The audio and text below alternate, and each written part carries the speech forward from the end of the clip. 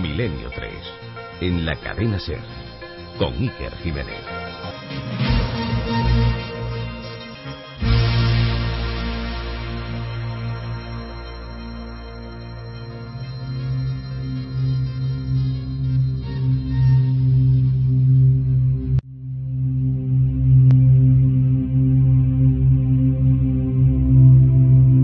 La fuente de todas las miserias para el hombre no es la muerte, sino el miedo a la muerte. Epicteto de Frigia. No temas ni a la prisión, ni a la pobreza, ni a la muerte. Teme al miedo. Giacomo Leopardi. No hace falta conocer el peligro para tener miedo. De hecho, los peligros desconocidos son los que inspiran más temor. Alejandro Dumas. La emoción más antigua y más intensa de la humanidad es el miedo. Y el más antiguo y más intenso de los miedos es el miedo a lo desconocido. Howard Phillips Lovecraft. El miedo es un principio morboso que tenemos casi todos. Nos place sentir miedo desde un patio de butacas o viendo la televisión o leyendo un libro. Nos sentimos a salvo y el miedo se convierte así en una forma de entretenimiento.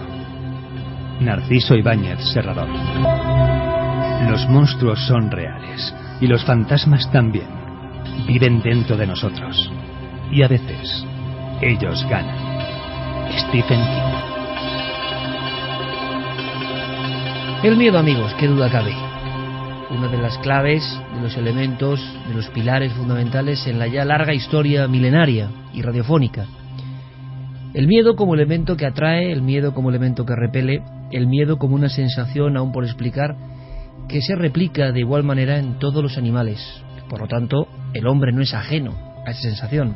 Aparece en los orígenes del castellano y cuentan que 12 veces se menciona la palabra miedo en el Mío Cid, año 1140. Hay ciertas batallas y confusiones, pero la mayoría de expertos aseguran que proviene de la palabra o del término latino metus. Sin embargo, la búsqueda etimológica es muy oscura. No hay ningún parentesco con otras lenguas indoeuropeas. Habitualmente, las antiguas lenguas, los viejos idiomas, se referían a derivados de la palabra pánico, paura, pero aquí tenemos esa singularidad hasta en el propio origen de la palabra, hasta en la raíz, metus, miedo, con alguna singularidad o con alguna similitud con el portugués o el gallego, medo. En la voz de nuestro amigo Antonio Runa, solo algunas, un puñado de frases cronológicamente ordenadas, desde tiempos remotos antes de Cristo hasta prácticamente ayer, con Chicho Ibáñez Serrador o el maestro Stephen King. Soy de los que piensa que cuando uno abusa del miedo ya no hay miedo. Soy de los que piensa que nos queda mucho por aprender del miedo. Digo aprender. El miedo, solo como entretenimiento, como sensación, se desgasta en sí misma, seguro. Sin embargo, esta noche vamos a aprender cosas diferentes del miedo. Hemos planificado, sí, un estudio del miedo. Me atrevería a decir que un estudio antropológico, filosófico, científico de ese término tan oscuro. Metus, miedo.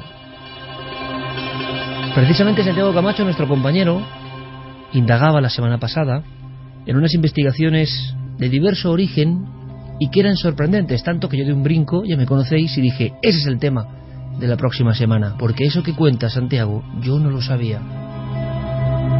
Es posible que algunos oyentes tampoco lo sepan. El miedo no es solo emoción, el miedo es radar, el miedo es metodología, el miedo es estudio, el miedo es cerebro, el miedo es experimentos. El miedo puede ser también evitar una muerte o provocar la muerte.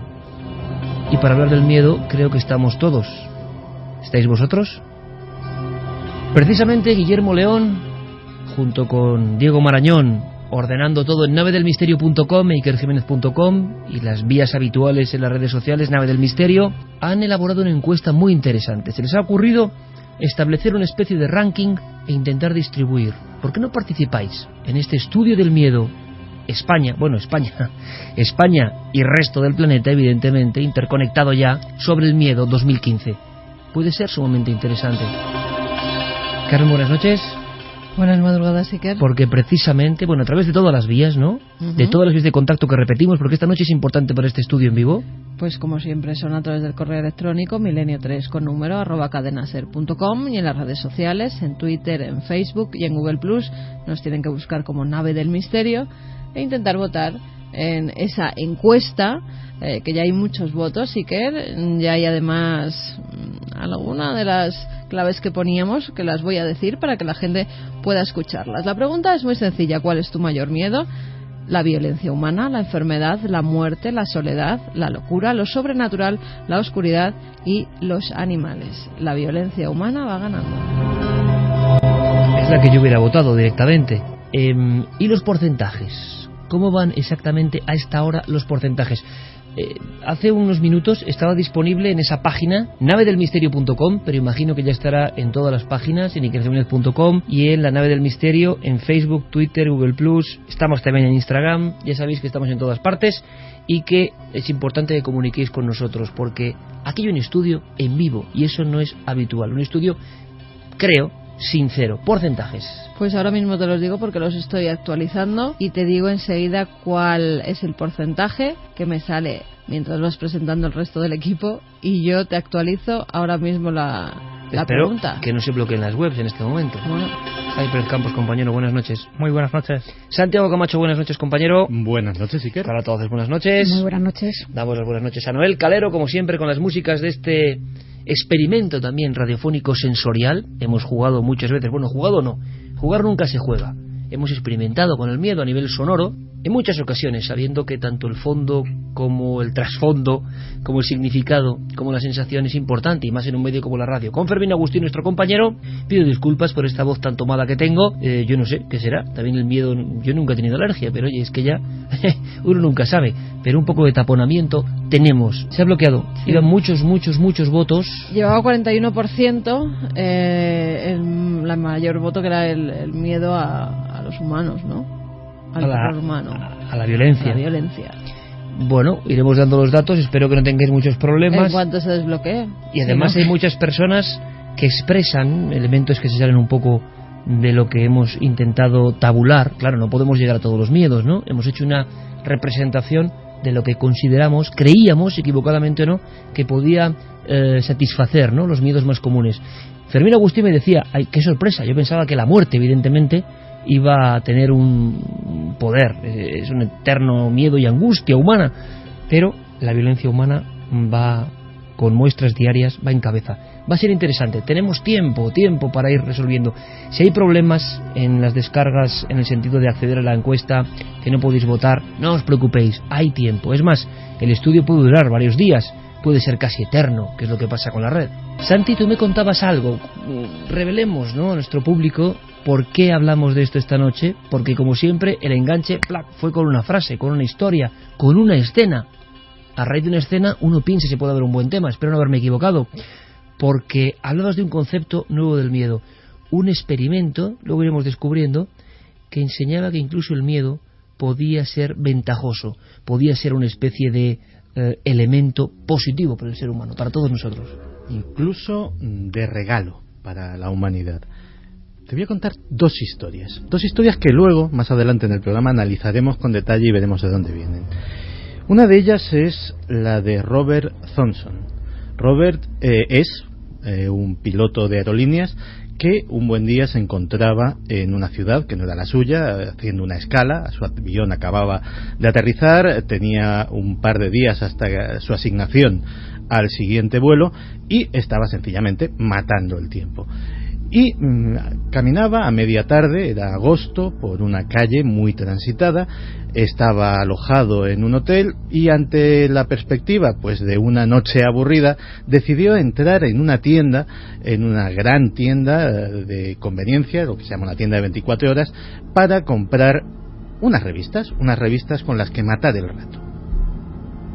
Entró en la tienda, era una calle transitada y normal, entró en la tienda que era transitada y normal, había una música ambiental anodina típica de estos establecimientos, unos cuantos clientes curioseando entre los artículos.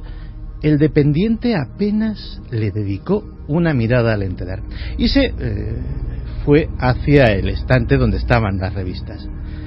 Fue coger la primera de ellas y notó algo que no había sentido en su vida.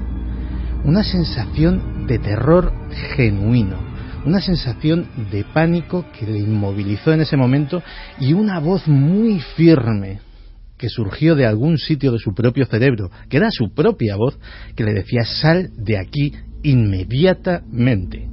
Y en aquel momento dijo lo de: las revistas ya no es tan buena idea, ya me las compraré en otro sitio, y sencillamente se fue bastante precipitadamente. Pasó la noche, se despertó a la mañana siguiente en su habitación de hotel, conectó las noticias y, para su sorpresa, en aquella misma tienda, a la misma hora que había estado él, apenas unos minutos después, había habido un atroz tiroteo, un atraco que había salido mal. Había varias víctimas mortales y todavía la policía buscaba a los sospechosos. De inmediato, en nuestro público surgió la duda: ¿esto es la voz que ayuda? Bueno, iremos descifrando esas incógnitas, si es posible, esta noche.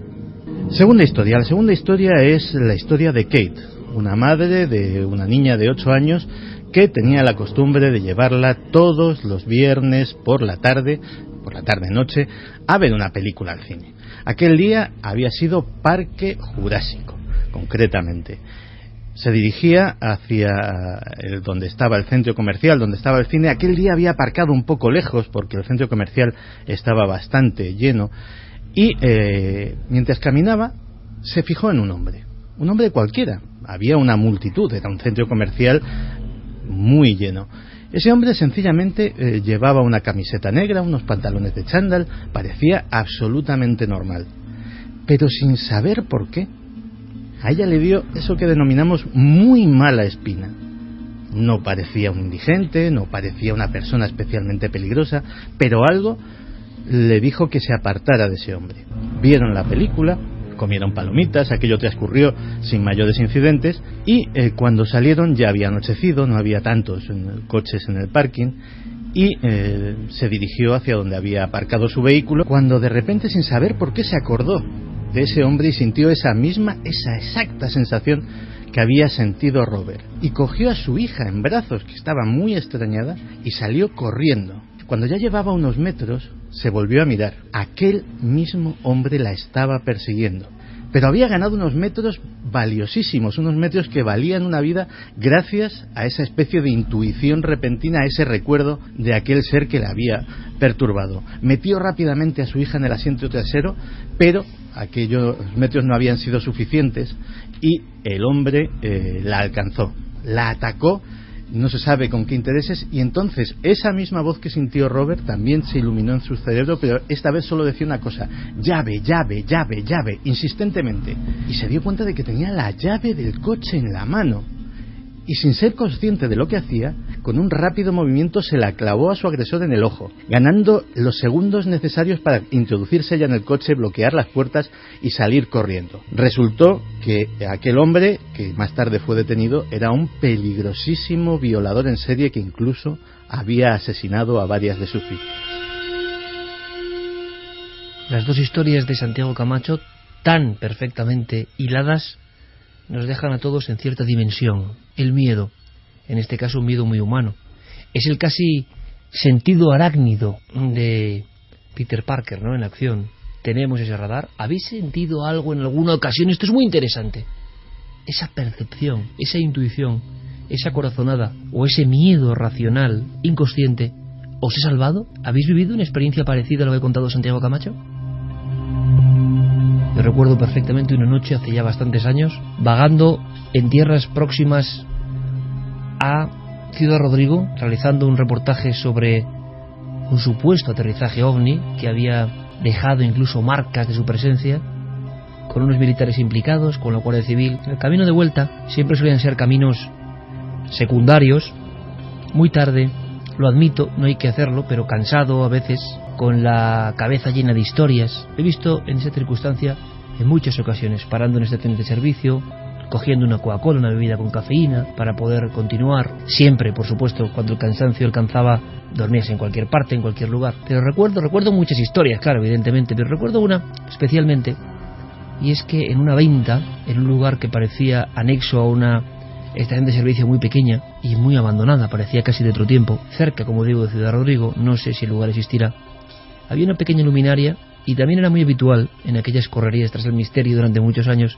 tener el estómago haciendo ruidos diversos, reclamando hambre, ¿no?, reclamando su porción de alimento. en España hasta hace no tanto tiempo, y esto reirán los jóvenes que ahora pueden alcanzar cualquier elemento alimenticio casi a cualquier hora, ¿no?, en las instalaciones que hay, pero no era tan fácil. Si te pillaba en carretera no era tan sencillo. Y entonces aquella venta con una luz mortecina y con un bar antiguo Sanza me pareció, bueno, un sitio ideal.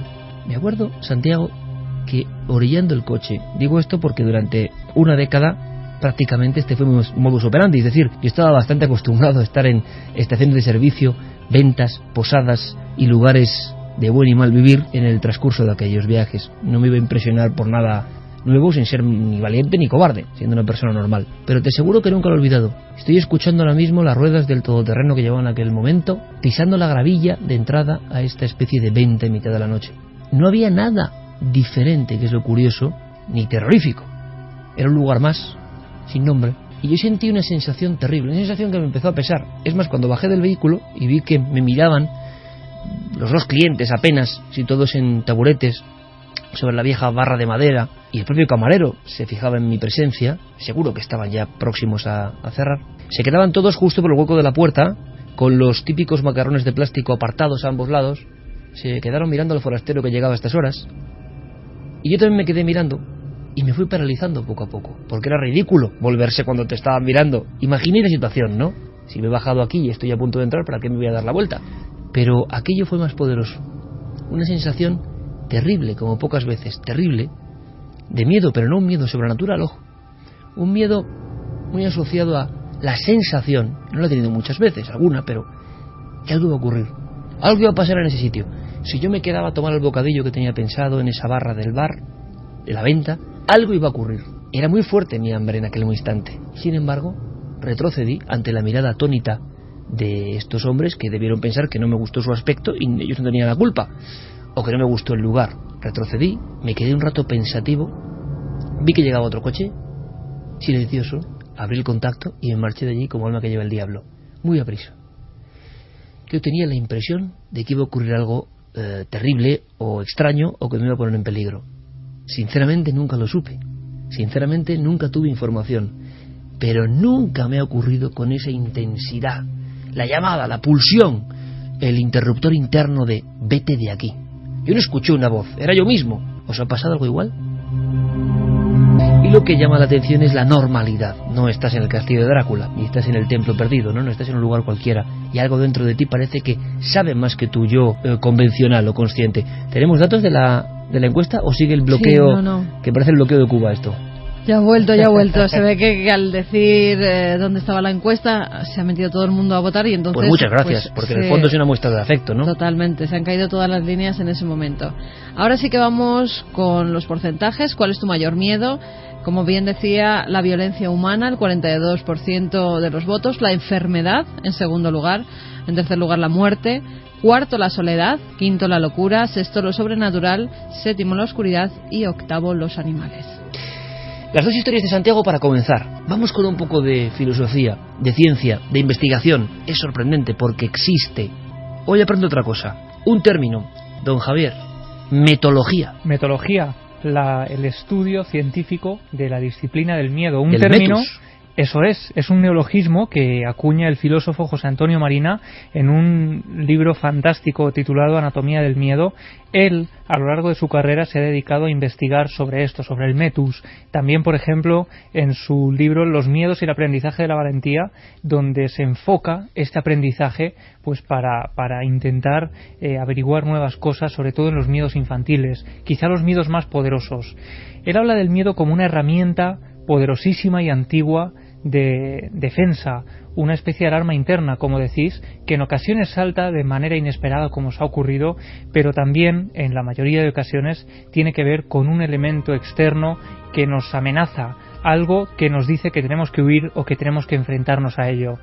José Antonio Marina habla, como decíamos, de ese término de metología, refiriéndose a este aspecto tan concreto del estudio de la ciencia del miedo, y él nos cuenta cómo se estudia todo esto. La metodología sería la disciplina científica que trata precisamente del miedo, de su función, de su importancia en la vida, de cómo se aprenden y cómo se deberían desaprender, y de paso también de lo que es lo contrario del miedo, que es la valentía.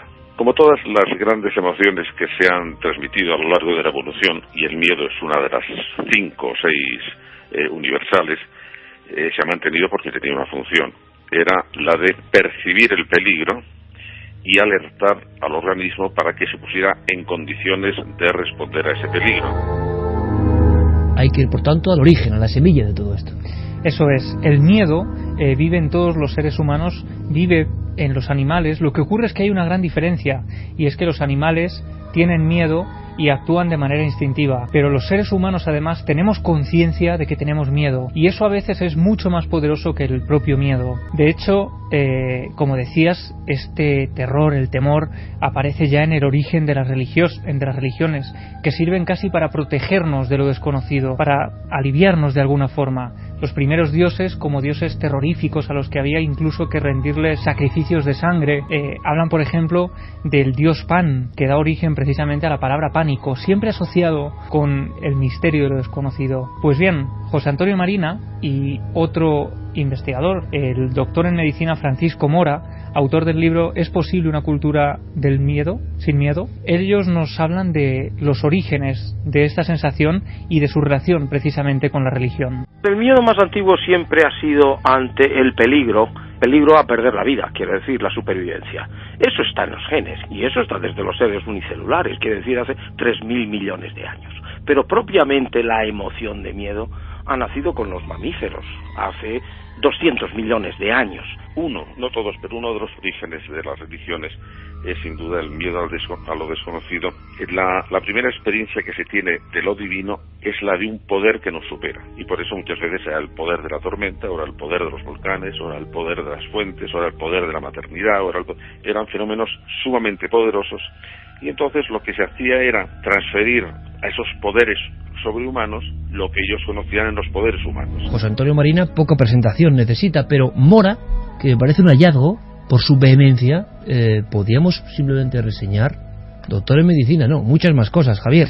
Sí, es doctor en medicina, doctor en neurociencias, catedrático de fisiología humana, claro, imparte docencia en la Universidad Complutense de Madrid y en la Universidad de Iowa, en Estados Unidos. Es decir, es una auténtica eminencia. Es que estamos hablando de científicos. ¿Por qué lo digo? Porque existiría esta disciplina tan desconocida. A mí me parece muy interesante, hacer una ciencia del estudio del miedo. Seguro que esta noche, y me parece importante este programa por muchos elementos, porque si algo ha vertebrado o ha estado presente como un elemento, para mí sería más importante la búsqueda, el entusiasmo, el asombro, pero el miedo ha estado ahí como una especie de marea consustancial a muchos de los temas. El miedo no tiene por qué ser solo negativo, ojo, ni un pasatiempo.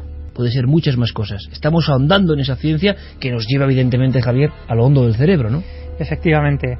Quizá el primer ser vivo, el primer homo que vivió un escalofrío en la médula fue el Homo habilis hace 2 millones de años. Y ahí surgen esos miedos atávicos, el miedo al león, el miedo a la oscuridad, que es un miedo que perdura todavía hoy en la mayoría de las culturas y en la mayoría de los rincones del planeta. Y también, sobre todo, a los miedos como la muerte, como esos fenómenos de la naturaleza sin explicación. Y sobre todo nos hablan también de diferentes miedos, por ejemplo, en las sociedades sedentarias aparecen ya miedos, por ejemplo, al asalto de la vivienda, al robo, a la tormenta, cosa que no ocurría en las sociedades nómadas, que tenían miedo a la peregrinación, a las inclemencias que pueden ocurrir en un viaje, a la sorpresa, al hallazgo.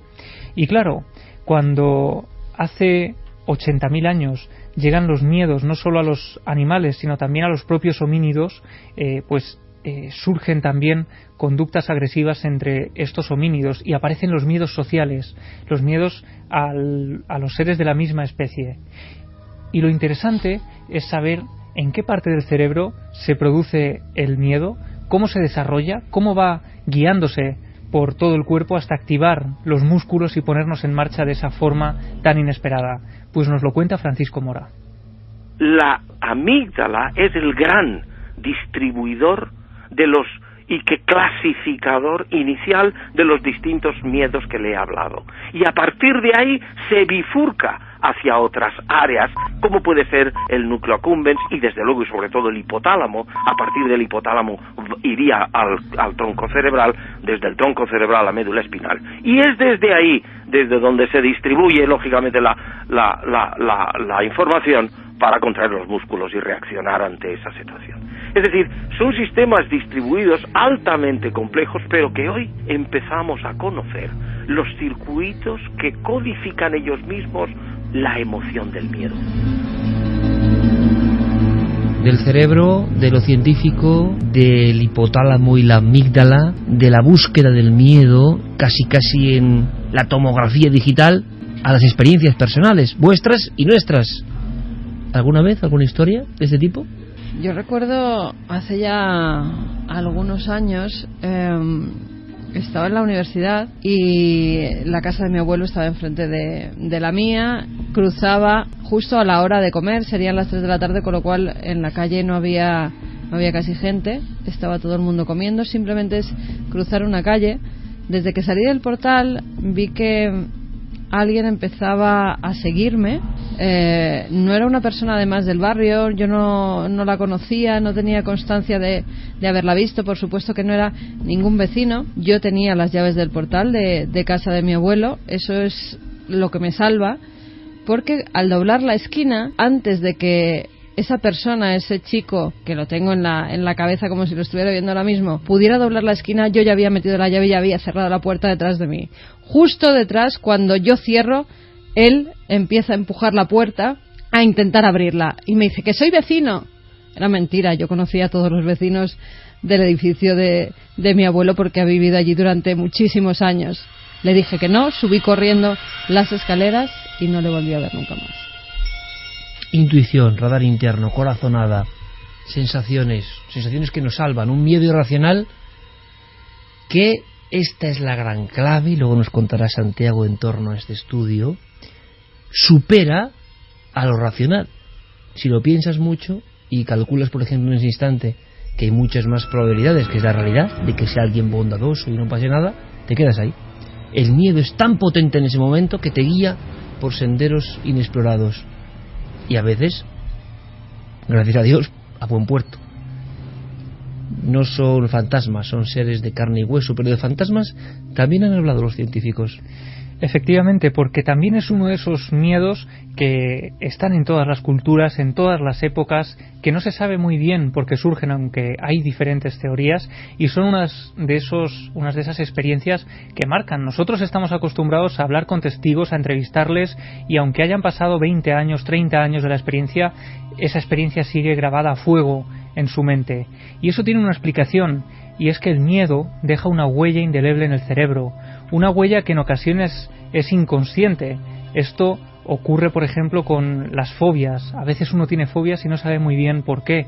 Y esto también es útil para la pura supervivencia. Cuando a uno le ocurre algo, cuando se enfrenta a una situación de peligro, se queda grabada y eso te ayuda a sobrevivir en los días sucesivos. Pero claro, cuando se produce una de estas experiencias que tienen que ver con lo inefable, ¿qué utilidad tiene todo esto? En el fondo, ha habido incluso estudios analizando expresiones de miedo en diferentes situaciones, rostros del terror, que tienen que ver también con una forma de llamar la atención de la sociedad, de la gente que te rodea, de tu entorno, para advertirles de que hay un miedo. Y se han hecho experimentos muy interesantes que tienen que ver con fotografías, a personas a las que se le mostraban fotos de diferentes tipos de rostros y de repente surgía el rostro del terror. Y entonces la persona que estaba viendo la foto se ponía en alerta, cambiaba constantemente, empezaba casi a empatizar con ese rostro y sentía el miedo también en su cuerpo. Y la sorpresa de los investigadores llegó cuando esto se producía no solo de manera consciente, sino también de manera inconsciente, cuando de repente una de estas fotografías de un rostro de terror aparecía de forma casi invisible para el ojo, porque duraba apenas unos milésimas de segundo, también se podían apreciar esos cambios fisiológicos en la persona en la que se experimentaba. Pero hablábamos precisamente del miedo al fantasma, del miedo a lo sobrenatural como uno de los grandes generadores de huellas cerebrales. En Sumeria, por ejemplo, hablaban de los melamu, una luz sagrada que atraía y espantaba a las gentes. En todas las culturas surgen, hemos hablado de los Auroi, de los Revenants, de los Strigoi. Las primeras civilizaciones veían cómo se descomponía un cuerpo tras la muerte de la persona y entonces creían que era porque algo había abandonado el cuerpo, algo que podía amenazarles en los días sucesivos. Y eso ha sido un miedo tan antiguo pero tan potente que todavía hoy perdura en la mayoría de las culturas. Y precisamente José Antonio Marina nos cuenta algunos de esos efectos secundarios. En el DSM, que es el Manual Universal de Psiquiatría que hace la Asociación Americana de Psiquiatría, hay una advertencia diciendo: en el diagnóstico de la esquizofrenia hay que tener en cuenta que todavía ciertas tribus mexicanas, cuando tienen un fenómeno de duelo, suelen producir alucinaciones, pero que no son alucinaciones, digamos, patológicas, y por lo tanto no se puede diagnosticar una esquizofrenia en estas culturas porque tengan alucinaciones después de que ha muerto una persona. Fíjate cómo nos están diciendo un poco cómo podía haber funcionado eso en situaciones mucho más primitivas, y que esto podía ser una huella, porque lo irreal es muy potente, les hace vibrar, les hace emocionarse, les hace temer. El cerebro es capaz de generar alucinaciones, es decir, que acaban viendo el muerto. Y tanto acaban viendo el muerto, y quién sabe de dónde procede esa visión. Nos seguimos preguntando a lo largo de los siglos. Empezaba Santiago con un análisis, con una historia. Cuenta más, Santi, de esas escenas en el aspecto o de lo que une y da sentido a ese tipo de escenas del miedo salvador. Es otro estudio que ahora mismo concatenamos o entrelazamos lo que contaba Javi Pérez Campos sobre la metodología. Porque es sorprendente que haya alguien con una vida muy concreta que se interese en el miedo desde perspectivas diferentes y acabe sacando la historia del miedo que nos protege también. Esas dos historias proceden ambas del mismo libro. Se titula El valor del miedo y su autor es Gavin de Becker. Gavin de Becker es un personaje fascinante y además a día de hoy es uno de los mayores expertos mundiales tanto en violencia como en violencia humana, eso a lo que le tienen tanto miedo nuestros oyentes, como en el propio miedo. Y es así porque hasta que cumplió 13 años, y en ese momento fue testigo de cómo su madre asesinaba a balazos a su propio padre, había sido testigo de más violencia de la que casi cualquier ser humano puede ver en su vida adulta. Su madre era una mujer maltratada, ese asesinato fue en defensa propia, las palizas, los incidentes, la policía en casa, todo era prácticamente constante. Y Gavin descubrió muy joven que había desarrollado la capacidad de predecir esos incidentes. Cuando vio a su madre con la pistola, sabía que iba a apretar el gatillo y la había visto varias veces antes, pero ese día sabía: hoy lo mata. Y ya desde entonces, que tenía cierta mentalidad científica, dijo: esto no puede ser telepatía, esto no puede ser precognición, aquí tiene que haber algo. Y estudió psicología y se doctoró, y que terminó especializándose en el miedo. Llegó a ser asesor presidencial, trabaja de vez en cuando para el FBI, es el diseñador del sistema Mosaic, que es el sistema que evalúa las amenazas que reciben los cargos públicos, senadores, presidentes, etcétera, etcétera, en Estados Unidos. Es decir, se reciben miles de llamadas, de emails y de cartas amenazantes. Gracias al sistema diseñado por Gavin de Becker se puede discernir cuáles son realmente peligrosas y cuáles son completamente inofensivas. Y él tiene una tesis muy curiosa. Él dice que el miedo es un mecanismo de defensa, el miedo auténtico, y lo recalca así, porque no es el miedo a perder el trabajo, no es el miedo a quedarnos solos, no es el miedo a las cosas que podemos tener en nuestro pasado, en nuestra imaginación o en nuestro futuro, sino el miedo a un estímulo directo del entorno, el miedo presente, ese miedo que él nos dice que puede disparar las pulsaciones a 200 por minuto, que hace que una bomba de adrenalina y cortisol, que sirve para que se coagule más rápido la sangre, inunde nuestro torrente sanguíneo, y todo eso mande a nuestro cerebro una alarma de que algo va realmente mal. Analicemos, por ejemplo, la historia que te he contado, la historia del piloto Robert Thompson. ¿Por qué Robert Thompson decide dejar esa revista de mala manera, salir corriendo de aquel supermercado? ¿Por qué? Si él no había visto nada, o sí lo había visto. Porque Lo realmente curioso del trabajo de Gavin es que entrevistando a miles de víctimas de delitos violentos, descubrió que todas sabían lo que les iba a suceder unos minutos antes, o casi todas. Y dijo que la intuición es un factor elemental en este asunto, y que la intuición, que no es más que un razonamiento hiperrápido, que no tiene nada que ver con la lógica, sino que funciona en piloto automático en nuestro propio cerebro, es la fuente de ese miedo, y es a lo que tenemos que hacer caso. Robert Thompson lo vio un coche en la acera de enfrente con el motor en marcha, pero no le llamó la atención. Un coche en doble fila, no es nada especialmente amenazador. Entró y efectivamente, como he dicho antes, el dependiente apenas le dirigió una mirada y siguió mirando a un cliente muy concreto que parecía interesarle muchísimo. Pero tampoco a eso le dio mucha importancia, ni siquiera cuando dirigió una mirada a ese cliente y se dio cuenta, también sin darle importancia, de que llevaba una chaqueta muy grande y pesada. Estábamos en agosto. Una chaqueta debajo de la cual llevaba una escopeta de cañón recortado. Él, su mente lógica, no consiguió conectar todos esos hechos, pero algo muy primitivo, algo muy esencial dentro de su propio cerebro, analizó ese coche, esa mirada fija en un cliente, ese cliente en concreto que parecía desentonar en todo, y dijo: peligro, mucho peligro, sal de ahí. Eso le salvó la vida. Pero claro, podemos preguntarnos si tenemos todos, y la tenemos, créeme que la tenemos, esa capacidad, ¿por qué los noticiarios y los diarios y las páginas de sucesos se llenan todos los días de víctimas que podían no serlo? Y nos pone un ejemplo muy claro. Nos dice: vamos a pensar en una chica joven que viene de una fiesta, pulsa el botón del ascensor de un hotel, se dirige al piso 16, pongamos, es un hotel grande, y cuando se abren las puertas ve a un hombre y siente esa sensación. ¿Qué hace? Entra, generalmente entra, porque la negación forma parte de ese asunto. A mí no me puede pasar esto, estos son cosas que le suceden a los demás, y siente esa misma sensación de miedo. A veces es la presión social: no voy a ser tan desagradable de darme la vuelta, ¿qué va a pensar este señor que no conozco de nada, por otra parte? Pero entro. Enhorabuena, muchacha, te has metido en una cámara acorazada, aislada de todo sonido, durante 16 pisos. Que tengas mucha suerte. Porque, como dice Gavin, esa negación es el gran enemigo de ese regalo que nos ha dado la naturaleza, que es el miedo, ese regalo para evitar peligros.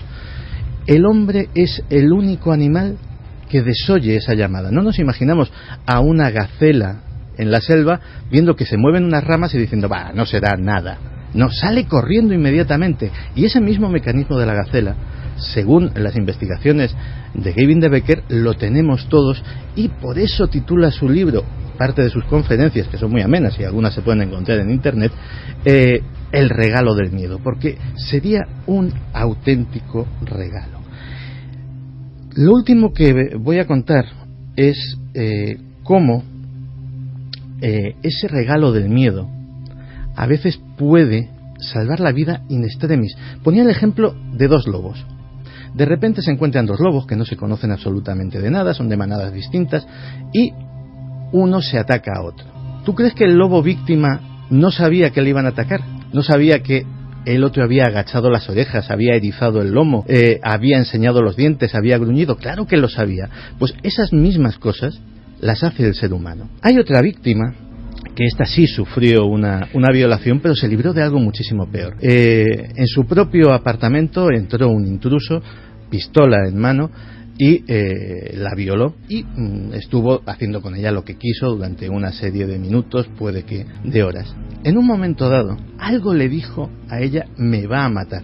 Concretamente, él la apuntaba con la pistola y dijo: bueno, ya está, no ha pasado nada, no te preocupes, no te voy a hacer daño, pero oye, tengo sed, voy un momento a la cocina, no te muevas de ahí por la cuenta que te trae, porque entonces sí te haré daño. Y ella dijo, vale. Y esa alarma se disparó en su mente. Y tuvo la sangre fría, porque el miedo también te impulsa a ese piloto automático. Es lo que te dice, mueve esa mano y clava esa llave, y no eres consciente de lo que estás haciendo, porque ese miedo te está solicitando, déjame tomar el control, déjame actuar yo solo.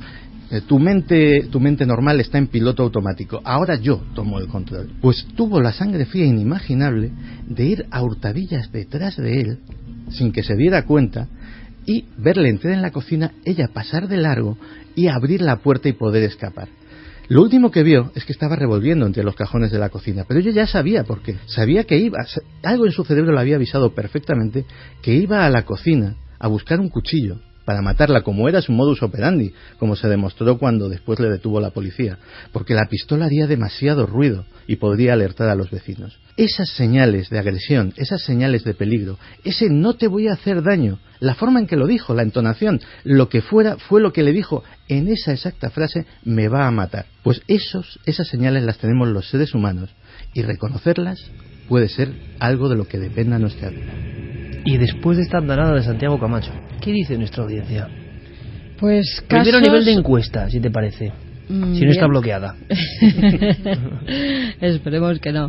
No ha cambiado mucho la encuesta. Sigue siendo la violencia humana lo mismo con el 42%, la enfermedad el 17%, la muerte el 13%, la soledad el 10%, la locura el 9%, lo sobrenatural el 6%, la oscuridad el 3% y los animales en último lugar con un 1%. Los animales, evidentemente, 1%, aunque hay muchas fobias y mucha sensación, pero... Bueno, es curioso que la locura supere a lo sobrenatural, porque el miedo al fantasma, por ejemplo, es totalmente muy extendido. Lo que y pasa la que, soledad. Claro, a mí me sorprende lo de la soledad. Eso lo proponía Santiago en el listado, pero curiosamente también hay que decir que es un público bastante acostumbrado a lo sobrenatural, podríamos decir que está aficionado a lo sobrenatural en parte, y que eso haga que ese peldaño baje, ¿no? Porque igual, a lo mejor, en personas menos avezadas, acostumbradas, lo sobrenatural sigue siendo muy potente. Pero rápidamente, con titulares. Pues mira, Teresa Peñarrubia nos decía, me quedé sola en el parking de un restaurante, viajábamos con varios amigos, mi hijo era un bebé, se había dormido en el coche, así que todos entraron y yo me quedé en el coche con él. Me sacaron el bocadillo, salí a tomar el fresco fuera y de pronto aparcaron 3 individuos. Vinieron hacia mí, empezaron a cogerme y a pasarse conmigo. Sin saber cómo, empecé a darle escoba y les propuse entrar dentro, primero a tomarnos algo. Nada más entrar fui derecha a mi gente y al final acabó bien la cosa, pero si me pongo histérica se me llevan y nadie se entera. Algo me dijo que tenía que actuar así. Miguel Mariscal dice, el miedo es una defensa del ser humano, cuando lo sientes te pones alerta, es tan plausible como cuando te afecta una peligrosidad y somos capaces de hacer cosas impropias de nuestra condición, genéticamente tenemos esa habilidad. Raúl Manuel Pérez dice, buenas noches, yo sufro de agorafobia, tengo 19 años y llevo algo más de 3 años sin salir de casa, excepto en contadísimas ocasiones. Todo por puro miedo, un miedo al propio miedo que hace que no pueda vivir mi vida. A veces me gustaría que el miedo no existiese, pero seguramente gracias a él el ser humano ha sobrevivido. Ahora solo me queda luchar, ya no sé cómo ni con qué armas, pero no pienso rendirme. Un abrazo a todos, genial programa, por lo que a mí me toca. Nunca hay que rendirse, amigo, ánimo. Cilian dice, a veces podemos sentir miedo por una situación que normalmente no nos lo provoca. El cerebro detecta cuándo hay que estar en alerta. Tunet dice, mi mayor miedo es cualquier enfermedad y luego lo sobrenatural, miedo atroz. Raúl Palma dice, según mi opinión, el miedo es la sensación más desagradable que una persona puede experimentar. De ahí que a veces las personas hagan lo que sea para zafarse de él. Irene de Córdoba dice, un sábado en mi coche iba pensando en la celebración familiar que tenía el día siguiente y un mal pensamiento que me asaltó me produjo un escalofrío. No sabía qué era, pero pensé, si ocurre algo, ¿qué pasaría mañana? Ese mismo día por la tarde me dieron una trágica noticia, la celebración se convirtió en dolor y lágrimas. Tuve miedo, mucho miedo por haber tenido ese pensamiento, presentimiento, cada vez que lo pienso siento miedo. Pero bueno, eso es otro ámbito, ¿no? El presentimiento, pero el presagio. Miedo a tener presentimientos. Ya, Álvaro Martín dice, el miedo es necesario a veces para evitar peligros, pero vivir con miedo no es algo aconsejable, menos aún ese miedo que paraliza. Enrique Jesús, ¿y qué hay del miedo a olvidar, a no conocer a las personas más cercanas? Ciudadana García dice, cuando mi madre era joven, sus amigas querían ir en coche a otro pueblo. Le dio mala espina y no fue, tuvieron un accidente y murieron. Se mezcla un poco todo, ¿no? Pero es interesante y habrá que estar atento a esos casos, tendremos que estar atentos a esos casos que nos cuentan que se parecen a esa fenomenología que contaba Santiago Camacho y que nos podrían dar como mosaico una interesante perspectiva de cómo está este tema en España hoy. Puede ser sumamente interesante. Como es interesante, por ejemplo, saber a nivel científico qué hay de los falsos miedos. Pues sí, es otro de esas ramas a tener en cuenta, porque en el fondo parece que nos gusta pasar miedo, que nos gusta que nos asusten. Las ferias están llenas de atracciones donde personas disfrazadas nos hacen pasarlo mal durante unos minutos. El cine, por ejemplo, de terror tiene mucho éxito. La gente, por ejemplo, los oyentes de Milenio 3 a veces piden esas historias que les hacen meterse debajo de las sábanas porque les provocan ese miedo. Lo que ocurre es que este fenómeno que nos llama tanto la atención está siendo también estudiado por los investigadores que están intentando encontrar una respuesta.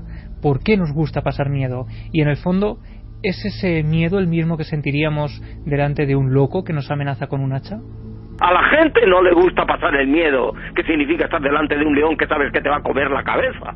O la gente no le gusta pasar el miedo de lo que significa alguien delante de ti con un cuchillo que te lo va a clavar en el corazón. Le gusta pasar miedo si no es miedo. Es decir, le gusta sentir la reacción viva del miedo, pero en el contexto de seguridad que te permite saber que eso no es miedo. Todos los niños quieren escuchar cuentos de miedo, y todos los cuentos de la historia, desde Grimm, tienen el ingrediente del miedo. ¿Pero en qué contexto? En el miedo que el niño está padeciendo, teniendo a quien es la máxima seguridad al lado, y esa es la madre. Es decir, aquello que ampara y sabe que no es miedo, pero sí tiene la falsificada reacción de miedo, que en definitiva es un despertar, es un sentirte que estás en la vida, te engancha, porque toda emoción engancha. Mora, científico y vehemente, desde luego, genial explicando las cosas. ADN. Qué susto me acabo de llevar con esta voz, de verdad. O sea, ya uno parece curado de espanto, estamos hablando del miedo. Noel Calero mete ahí algo que no sé ni qué era y de dónde venía, que parecía una terrible psicofonía incluida en la música, y ese eco me ha dejado a mí tan sorprendido. ¿Qué está ocurriendo? ADN, ¿lo llevamos ahí dentro? Sí, hay también experimentos sobre miedos innatos. Hay muchos tipos de miedo y desde siempre se ha considerado que parece que algunas especies llevan determinados miedos en la genética. Hay reacciones que no pueden ser aprendidas porque tienen lugar en los escasos días de vida de algunos seres vivos. Por ejemplo, hace 100 años se llevaron a cabo experimentos en los que a pollos recién sacados del huevo se les proyectaba por encima la sombra de una enorme ave de presa, y entonces observaban que esos pollitos que llevaban escasas horas viviendo mostraban un auténtico pavor ante esa sombra que probablemente habría acabado con algunos de sus antecesores. Pues bien, Francisco de Mora y José Antonio Marina nos hablan precisamente de estos miedos heredados. Los cambios que ocurren en el mundo biológico hasta ahora eran cambios darwinianos, es decir, el azar de que un gen mute, que eso es muy lento y muy raro, y que eso cambie las características de los individuos. Pero hoy estamos retomando y aceptando lo que propuso Jean-Baptiste Lamarck, que fue el que los caracteres adquiridos durante la vida de un individuo podían ser genéticamente transmitidos al hijo. Hoy empezamos a admitir algunos de esos conceptos. El miedo, por ejemplo, a la oscuridad parece que es un miedo atávico. El miedo al vacío, el miedo a la soledad que pueden tener los niños. Y, por ejemplo, hay un miedo heredado porque todos los niños a los 9 meses empiezan a tener miedo a las caras ajenas, a las caras desconocidas, cosas que no habían tenido hasta ese momento. Anatomía del miedo, y esta noche estudio sobre el miedo científico, antropológico, filosófico, en Milenio 3 en la cadena SER. Quedaría un apartado, que es quizá lo más oscuro, la muerte por miedo.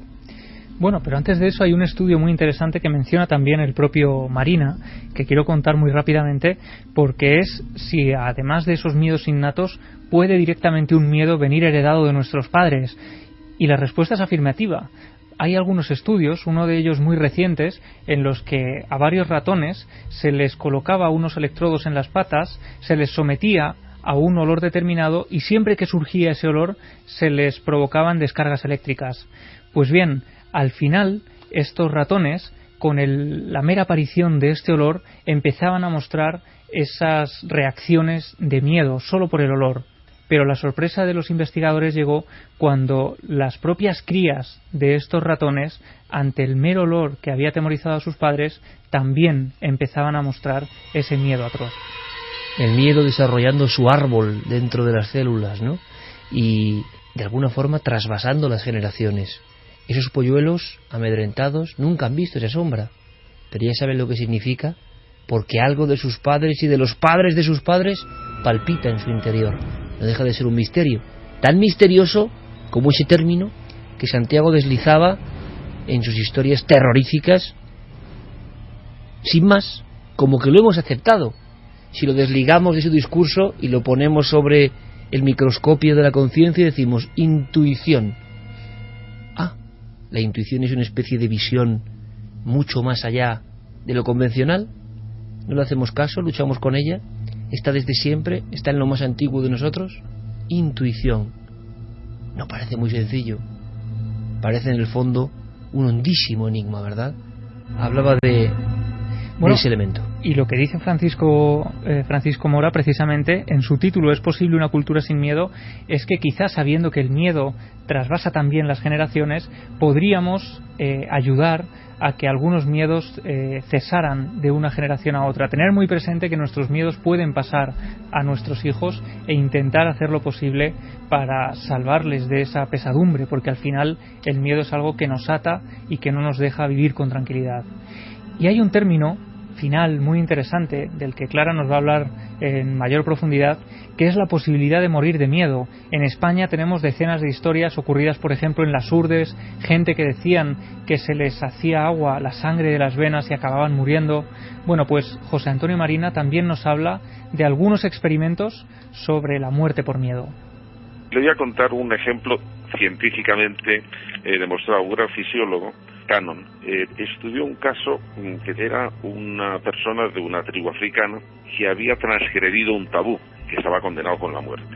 Y entonces él ya estaba en Inglaterra, había pasado muchos años, pero de repente descubrió que, sin saberlo, había contravenido ese tabú y literalmente de miedo se murió. Entonces esto a Cannon le extrañó y pensó, ¿cómo puede morir de miedo ante las consecuencias de una cosa que pertenecía a su cultura, que había sucedido hace muchos años? Entonces pudo hacer la autopsia de esa persona y vio que se había producido efectivamente una constricción tan sumamente feroz de los vasos sanguíneos como producto del miedo, que achacó a ese fenómeno fisiológico lo que popularmente podemos llamar como morirse de miedo. 2:29. ¿Morir de miedo es posible?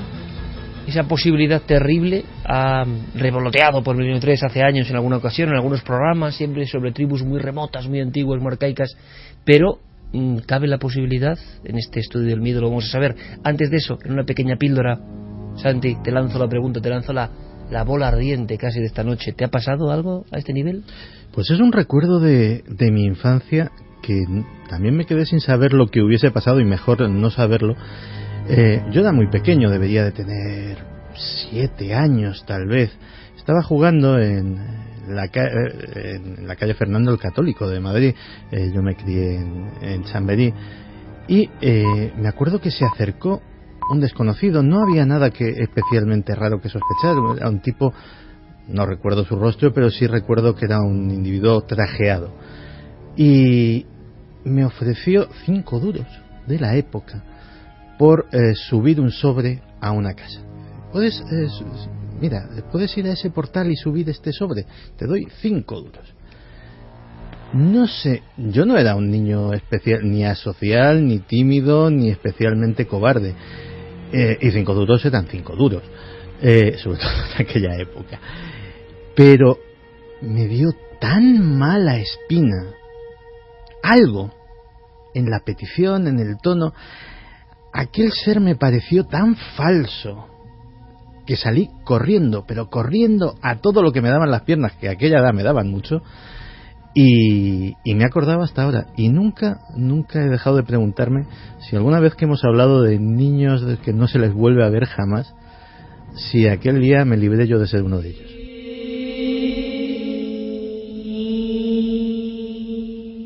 A veces el miedo se transmite con esa fuerza. Simplemente un desconocido lleva un sobre a esta casa, ¿no? No nos extraña que, por ejemplo, Chicho Ibáñez Serrador, con historias de este tipo tan sencillas como esta, sin echar una imaginación desbordante, sino siguiendo la línea de aquel otro programa Le puede pasar a usted, generase una especie de electroshock, ¿no?, en el inconsciente, en el fondo aldeano de la España de los 60, en el sentido de que todavía los grandes conflictos se veían solo en las grandes urbes, pero la España de los pueblos, porque ahí fue realmente, dicen, el vergel de audiencia más impactante de estas historias, por ejemplo, de Chicho. Ahí estaban, podían pasar tragedias, pero esa sensación de los males del mundo nuevo del siglo XX se contaban a través del cine y de la televisión, que han sido propagadores de cierto tipo de miedos, como pasatiempos o más. Yo todavía puede quedar, claro, no queda moderna, claro, es que muchas de las cosas que yo digo no quedan modernas nunca. Cuando regreso por las calles, y lo voy a decir porque me da la gana de decirlo, y veo a tantas chicas solas en la noche, yo creo que no entienden lo que es la noche. La noche en soledad tienes muchas posibilidades, muchas más de las que te imaginas y te han contado, de encontrarte en una situación no convencional. No es cuestión de ir la vida con miedo. Los que hemos viajado mucho y en soledad sabemos muy bien que no hay que ser cobarde, no hay que tener al miedo como compañero paralizante, pero no hay que pasarte de listo nunca, jamás. En la noche estás en terreno contrario. Si crees que estás en tu casa, mal. Si vas con la guardia exactamente igual que por el día, mal. Y yo me he hartado en estos años de ver a chicas de estupenda presencia, chicas jóvenes, y también chicos, no los excluyo, pero ya me entendéis, solas en una parada de autobús, solas, vagando por lugares que uno dice, pero bueno, igual lo han hecho para ahorrarse no sé qué, es más importante una copa, es más importante la cita con no sé quiénes. Es el desconocimiento absoluto, o que no te crees lo que te dicen, ¿no? Que te puede... Si de algo sirve Milenio 3, yo no sé si esto es meterse en camisa de 11 varas o no, pero de verdad, hay que andar con ojo. Todos los expertos lo dicen, no con miedo paralizante, repito, no acobardados ante la vida, pero hay que andar con ojo porque solo hay que darse una vuelta para darse cuenta de que no es conveniente estar en algunos sitios si no es estrictamente necesario. Y si indagamos, nos daremos cuenta de que seguramente ese paseo por ese lugar, ese vagar a las 3 de la mañana, solo, depende de la circunstancia, no es lo mejor. El desconocimiento del ser humano de lo que es el flujo de cosas que pasan es enorme, es sorprendente. También hay estudios que dicen que este mundo hipertecnificado nos ha desconectado de los miedos más profundos. Por eso uno baja la ventanilla para ver al león más cerca, a ver si hace un selfie, se sube a la montaña, a ver si la perspectiva es más bonita y se cae. Estamos en un mundo que hemos construido tan absolutamente postizo y virtual en algún aspecto, que hemos perdido cualquier nexo con la realidad rotunda de que el animal puede ser un animal salvaje, de que en la noche pululan muchos seres y no solo sobrenaturales, o que hay peligros. Yo no soy ningún profesor de nadie, he cometido muchos errores, pero me gustaría mucho que alguna de esas chicas, también chicos muy jóvenes, no se les llegase esto. Simplemente lo dejo ahí. Ojo por la noche, en la gran urbe y en lo que no es la gran urbe. Es siempre mejor ir acompañado. A mí me lo han dicho todos los investigadores, policías, forenses, gente que yo he conocido. Y a veces te salvas de circunstancias y no pasa nada. Porque en la noche, también en el día, pero en la noche sobre todo, hay cosas que nos rodean, que permanecen atentas, y son mundos que, como decía Santiago, ese es el problema. No queremos ver. El maquillaje que nos han impuesto y nos hemos puesto no nos permite ver. Yo también sentí esa vergüenza antes de entrar en aquel lugar. Hombre, me van a tomar por un desagradable, y yo no pretendo ser desagradable, pero ese instinto primitivo, algo me hizo retroceder. Me dio igual quedar en ridículo. Y quizá aquellas personas de aquella venta ahora me escuchen y se estén riendo. Hombre, el Iker Jiménez, el que estaba por aquí, se fue con mucho miedo. O a lo mejor pasó algo esa noche. Morir de miedo, ¿es posible, Clara?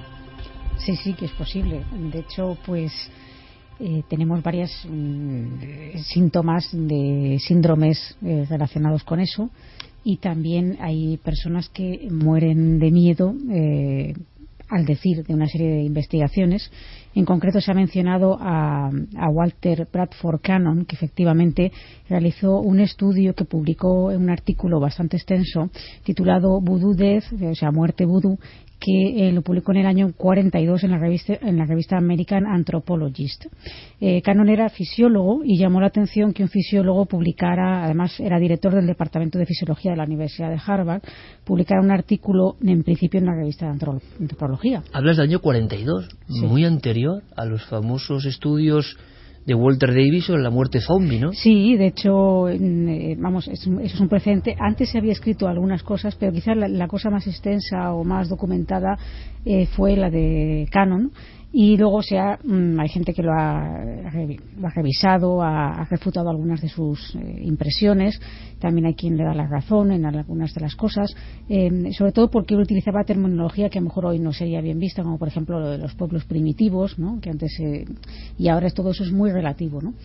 Pero en principio este artículo sorprendió bastante porque no era un artículo propiamente de antropología, sino que era un artículo a caballo entre la ciencia, la biomedicina y la antropología.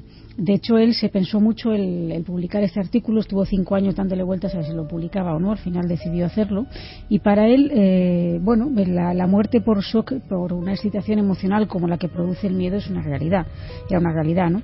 Dice que en la lucha por la supervivencia se dan 2 emociones importantes: está el instinto de huida, que es el miedo, y está el instinto de ataque, que es la emoción de la cólera. Y cuando estas emociones se activan, se pone en funcionamiento el sistema simpático, que ejerce el control sobre los órganos internos y los vasos sanguíneos, y si hay persistencia en estos estados de perturbación extrema durante un tiempo considerable, se puede desencadenar resultados fatales. De hecho, él recogía en su estudio una serie de casos informados tanto por antropólogos en principio como luego por observadores médicos, que tienen más peso en el sentido de que pueden determinar una serie de sintomatologías si es realmente por una sugestión o por una enfermedad de otro estilo, ¿no? Y él recogía estos casos en diferentes lugares del mundo. Por ejemplo, en Sudamérica recogía casos de muerte por espanto ante la condena de un hechicero. En Brasil también por lo mismo, en el Bajo Níger por creerse víctima de un hechizo, en el Congo por haber ingerido un alimento tabú, es decir, un alimento prohibido, sagrado, que no se puede ingerir. En Nueva Zelanda, por ejemplo, entre los maoríes había también gente que había muerto por haber ingerido un alimento no ya tabú, sino procedente de un lugar tabú. O sea, la cosa llegaba a extremos grandes al transgredir una barrera imaginaria, ¿no? Y tiene casos de esos pues en muchísimos lugares, en Australia. También tiene casos del llamado bone pointing, que es cuando el hechicero señala a alguien con un hueso y eso te está diciendo que estás muerto, ¿no? Y de hecho el proceso en cuanto a alguien transgrede este tabú para la comunidad y el hechicero te señala con el hueso, es un proceso bastante lógico, ¿no? Por ejemplo, al saberse ya que está señalado, el romper el tabú no solamente es un acto individual, sino es un acto colectivo, o sea, algo hacia la comunidad, en contra de la comunidad. Por lo tanto, se le quita el soporte de social, se le excluye, esa persona se la aísla. Entonces empieza la imaginación, a elucubrar el poder de la imaginación, de madre mía, ¿qué me va a pasar? Sé lo que me va a pasar, porque tienen bien el poder de la creencia. Sé lo que me va a pasar, lo que pasa es que como he roto este tabú, pues cae en una sugestión y finalmente deja de consumir alimento y bebida hasta que muere. Esto es un poco el proceso de esta muerte, sobre todo cuando se rompe lo que es el tabú, ¿no?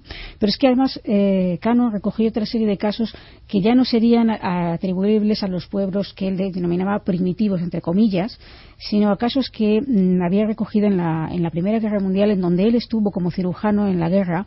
Y pues realmente también recogió otros casos de otros colegas que habían estado en el frente, de cirujanos, y menciona, por ejemplo, 2 casos de muerte por shock recogidos por Balance, que son similares. Uno de ellos es que un hombre quedó enterrado por la explosión de un proyectil en un sótano, y otro fue, en este caso, expelido hacia arriba por un excedente que había de proyectil enterrado, y él había hecho un fuego sobre ese proyectil y aquello estalló y lo tiró por los aires. En ambos casos las circunstancias eran favorables para la experiencia aterrorizante y todos los síntomas clásicos del shock estaban presentes en ellos, ¿no? Al haber estado en este estado tremendo durante más de 48 horas, el tratamiento no dio ningún resultado en estos casos. Ambos murieron y el examen post-mortem no reveló ninguna patología existente que no fuera más que lo que les había ocurrido del shock. Pero incluso hablaban de los cardiólogos occidentales, ya más recientemente, ya dejando el tema de Cannon, los cardiólogos aceptan y reconocen que se puede producir la muerte por un terror repentino, ¿no? Por ejemplo, cuando se produjo el terremoto en Los Ángeles en el año 94, los casos por muertes cardíacas súbitas se incrementaron 5 veces. Y durante la guerra del Golfo, los misiles iraquíes que cayeron en Israel causaron la muerte de 60 personas por muerte cardíaca súbita también. Visto todo esto, nos damos cuenta de que, bueno, efectivamente, todo esto es una realidad. Y personajes tan ilustres, ya volviendo a España, en este caso como el doctor José Manuel Reverte Coma, con quien hemos estado esta semana, que es médico, antropólogo forense, bueno, es una eminencia, un clásico, le mandamos un gran abrazo, todo el equipo, totalmente, y un ejemplo vital, y una persona como los grandes, es decir, necesitas hablar con él y te atiende enseguida, ¿no? Fue director del Departamento de Medicina Legal de la Universidad Complutense y, bueno, ha vivido durante más de 20 años en Panamá, un país al que se trasladó en el año 1950, y allí trabajó para la OMS, para la Organización Mundial de la Salud, construyendo centros de salud y visitando zonas rurales e investigando las enfermedades tropicales que allí tanto daño estaban haciendo. Es autor de 103 libros, pero entre ellos uno que es La medicina tradicional de los indios cunas, que es de esta experiencia en Panamá, y nosotros directamente le hemos preguntado qué opina, si cree que existe el mal de ojo. El problema fundamental es que el mal de ojo existe como tal, y además lo que tiene el mal de ojo es que hay una persona que tiene la fuerza suficiente mental para especie como de embrujar a otra persona, pero eso es una superstición. Sin embargo, el temor, el miedo hace que muchos caigan en eso. Entonces, como el individuo lo asusta, le preocupa y queda como obsesionado y puede tener, inclusive, sí, efectivamente, la muerte puede ser. Y en realidad es una superstición. Pero ¿existe el mal de ojo como tal? Esa es la pregunta que siempre nos hacemos. Pues sí existe.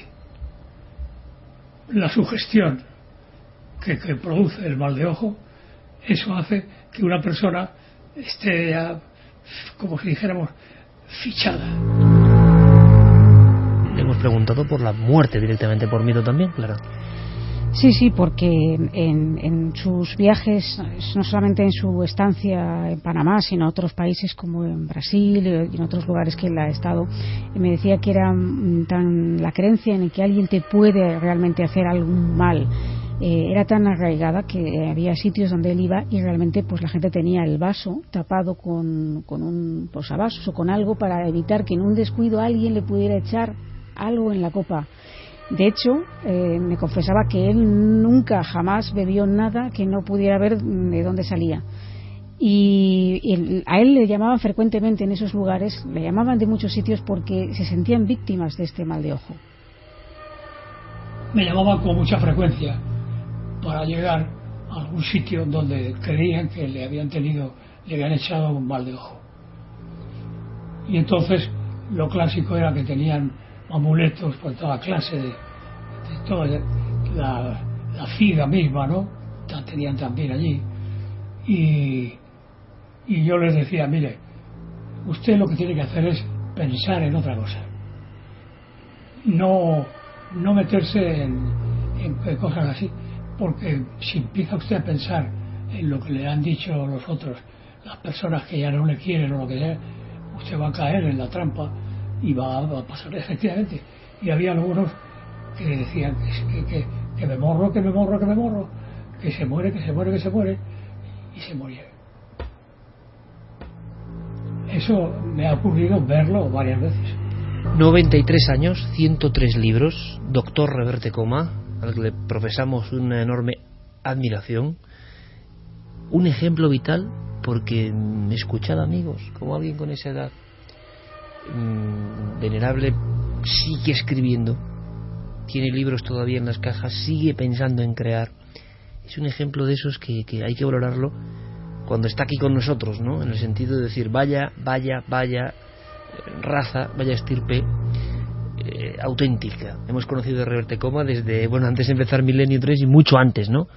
Y siempre nos sorprendía, y es que no pierde, como decían algunos, la feromona de la palabra, ¿no? La palabra como elemento transformador. Ahí está Reverte Coma contándonos cosas y sigue investigando y sigue con esa mente exploradora, ¿no? La muerte vudú, ahí estaba y lo había visto, cosa que no dejó de ser un enigma, porque morir por una emoción, te pueden explicar, sí, ha fallado este sistema, se ha contagiado ese fallo renal, hepático del corazón, no queda muy claro, ¿no?, cómo una emoción puede matar, pero está presente este ámbito de que los que han explorado saben. Guardo con mucho cariño los primeros libros de Reverte Coma, entre ellos El terrible médico y hechicero, en un pequeño folleto, año 50, sus primeras investigaciones en la selva. Hablábamos de experimentos. Simplemente quiero que Diego nos comente algo que nos lleva ya a la ciencia pura y dura, la ciencia máxima. Hemos pasado por diferentes celdillas de conocimiento. Ciencia pura y dura, investigador del máximo prestigio mundial, español, poco fuego de cerebros también, claro, como pasa, y que ha llegado a conclusiones interesantísimas. Diego, buenas noches. Hola, Iker, buenas noches. Pues sí, su nombre es Lorenzo Díaz Matáis, es un neurocientífico alicantino que lleva pues ya casi una década trabajando en el Centro para la Ciencia Neural de la Universidad de Nueva York. Es un proyecto al que la prensa llamó hace poco el Laboratorio del Miedo, y hemos hablado con él, Iker, porque junto a su equipo ha conseguido identificar los mecanismos cerebrales que convierten las experiencias desagradables por las que tú, yo y todo el mundo pasa en recuerdos imborrables durante años. Los resultados de sus experimentos saltaron hace poco a los titulares de medios de todo el mundo, y la clave parece estar, como anticipaba antes Francisco Mora, en la amígdala, en pleno centro de nuestro cerebro. Para que todos lo entendamos, se podría decir que nuestros recuerdos, es decir, todo aquello que va formando poco a poco nuestra memoria, y por tanto también nuestros miedos, que están ahí incluidos, estarían provocados por la unión de dos neuronas que se conectan justo después de cualquier suceso traumático por el que pasamos. Esas dos neuronas permanecen así unidas durante muchísimo tiempo, y esa unión, que sucede en la amígdala, es la causa primera del miedo. Estos son las bases de los experimentos que está haciendo Lorenzo. Hay que hacer una distinción en este punto, Iker, y es que Lorenzo y su equipo trabajan con miedos aprendidos. Lo escuchábamos hace solamente un momento. Miedos aprendidos son los miedos que se nos presentan una vez, que quizá nos ponen en peligro y que después nosotros recordamos para estar mejor preparados y, digamos, en modo de alerta. Como también nos ha explicado antes Javi, esto es muy importante, y en ello incidía también nuestro invitado. Le escuchamos. Hay miedos, como por ejemplo miedo a la serpiente, miedo a los abismos, por ejemplo. Tú pones a un niño de un mes, hay experimentos en psicología, tú pones a un niño de un mes en una tabla elevada, por ejemplo, y el niño nunca se tirará, y tiene un mes. Y esto es porque tiene miedo. O tiene miedo o llámale como quieras, pero sí que sabe que eso es peligroso. ¿Cómo se explica? Se explica porque la gente, o sea, los humanos que sobrevivieron, la selección natural cogió a las personas que no se tiraban por abismos o que no les mordían las serpientes.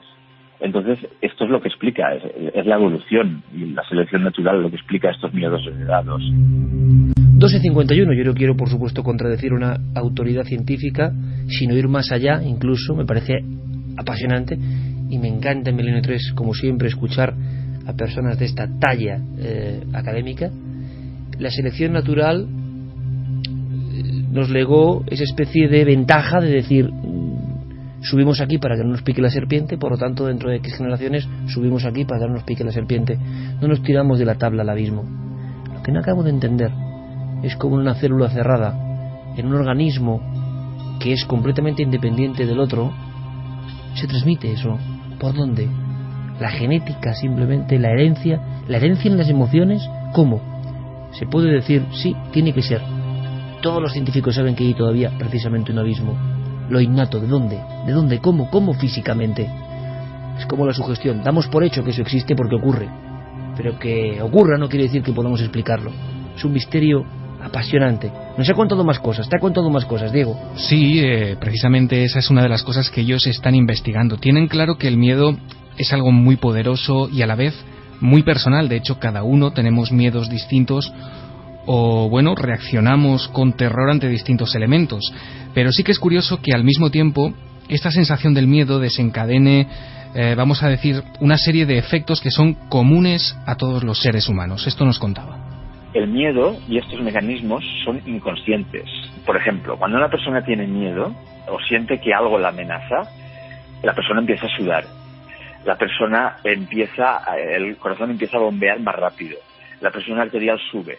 Y todo esto son unos mecanismos que ponen al organismo en alerta, por ejemplo, para huir. Esto lo tiene todo el mundo. Luego, la manera en que cada uno siente la emoción miedo, hay algo que sí que es lo mismo, porque por eso podemos entender todos, cuando alguien dice siento miedo, todos podemos entender qué es lo que está sintiendo. Pero realmente nunca podemos estar seguros de lo que yo siento como miedo es lo mismo que tú sientes como miedo.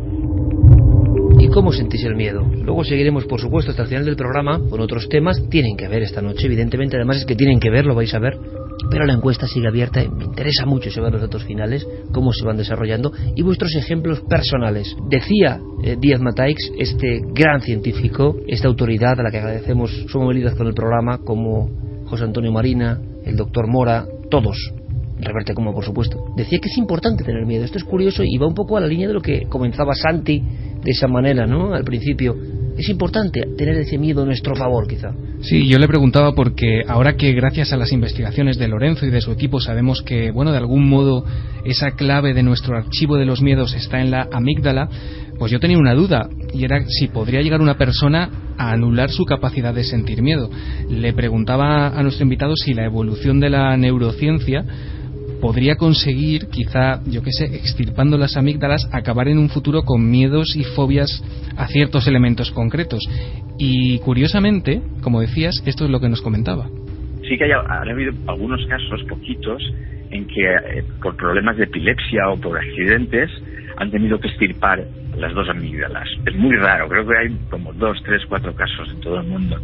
Y esas personas, lo que pasa es que ellos son conscientes de que es peligroso, pero no lo sienten como peligroso. Es lo curioso.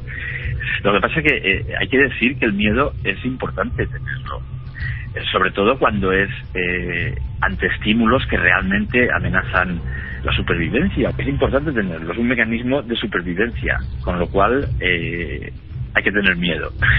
Hay que tener miedo. ¿Y qué dicen los oyentes? Pues vamos con algunos de los mensajes. Encuesta.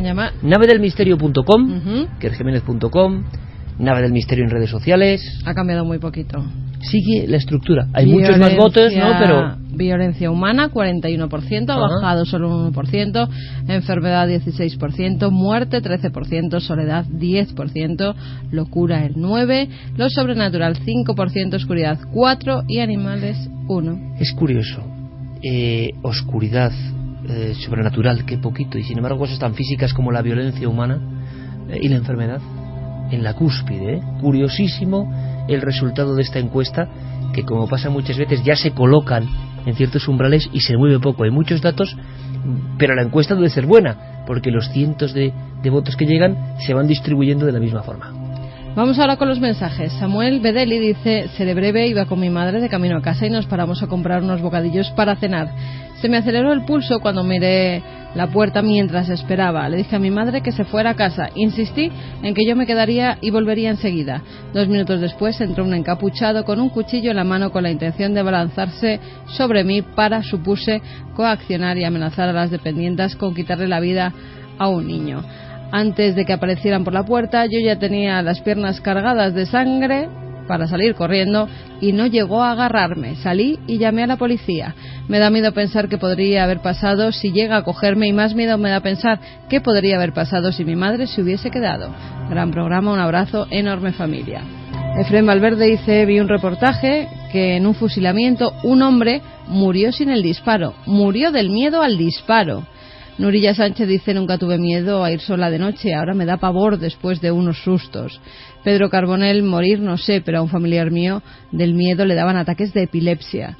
En Entidad Oscura: no hay que vivir con miedo, pero tampoco ser un inconsciente y hacer cosas a lo loco sin sentido común. Mrs. Fisher: no poder controlar el miedo es lo que lo hace tan atractivo. Paula Riol nos dice: os escribo desde el silencio y la oscuridad del campo y lo único que me da miedo en realidad es mi propia mente. El miedo es el que nos incapacita para todo, para desarrollarnos espiritualmente y evolucionar como personas y animales en las posibles vidas, pero sin él no hay aprendizaje, no hay pautas que nos marquen lo que está bien y lo que está mal, lo que te lleva a la felicidad o al desastre. Sin él no hay nada, sin él vivimos sin miedo, pero al borde de un precipicio a cada segundo. Por tanto, aunque suene extraño, el miedo es el maestro de todos y cada uno de los seres vivos que lo experimentamos desde que nacemos, y él es el que nos forma tal y como somos, nos cuida, enseña y advierte, nos provee de sentimientos y personalidad, nos hace únicos, nos da entonces lo más oscuro y lo más bello. Buenas madrugadas. El instinto animal ante el peligro, por desgracia, en bastantes ocasiones lo negamos, cuando en realidad nos está salvando. ¿Miedo al miedo?, se pregunta Fernanda.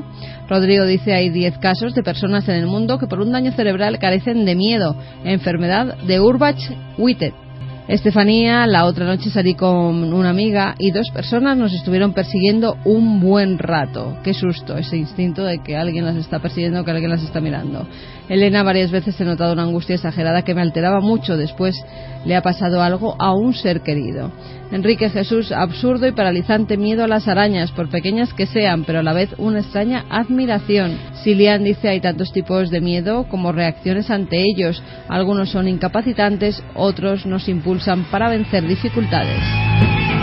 Estamos en la recta final de la primera parte de Milenio 3, luego hay mucha más información. Os dejamos con Carlos Cala, con todas las noticias. A veces esas sí que dan miedo, sinceramente, siempre lo digo. Os avisamos, estaremos en Gijón, inauguramos el próximo fin de semana la Expo de Cuarto Milenio en Gijón. Toda la información, ikerjimenez.com, navedelmisterio.com, nuestras redes ya lo sabéis, y os contaremos más cosas a la vuelta, importantes.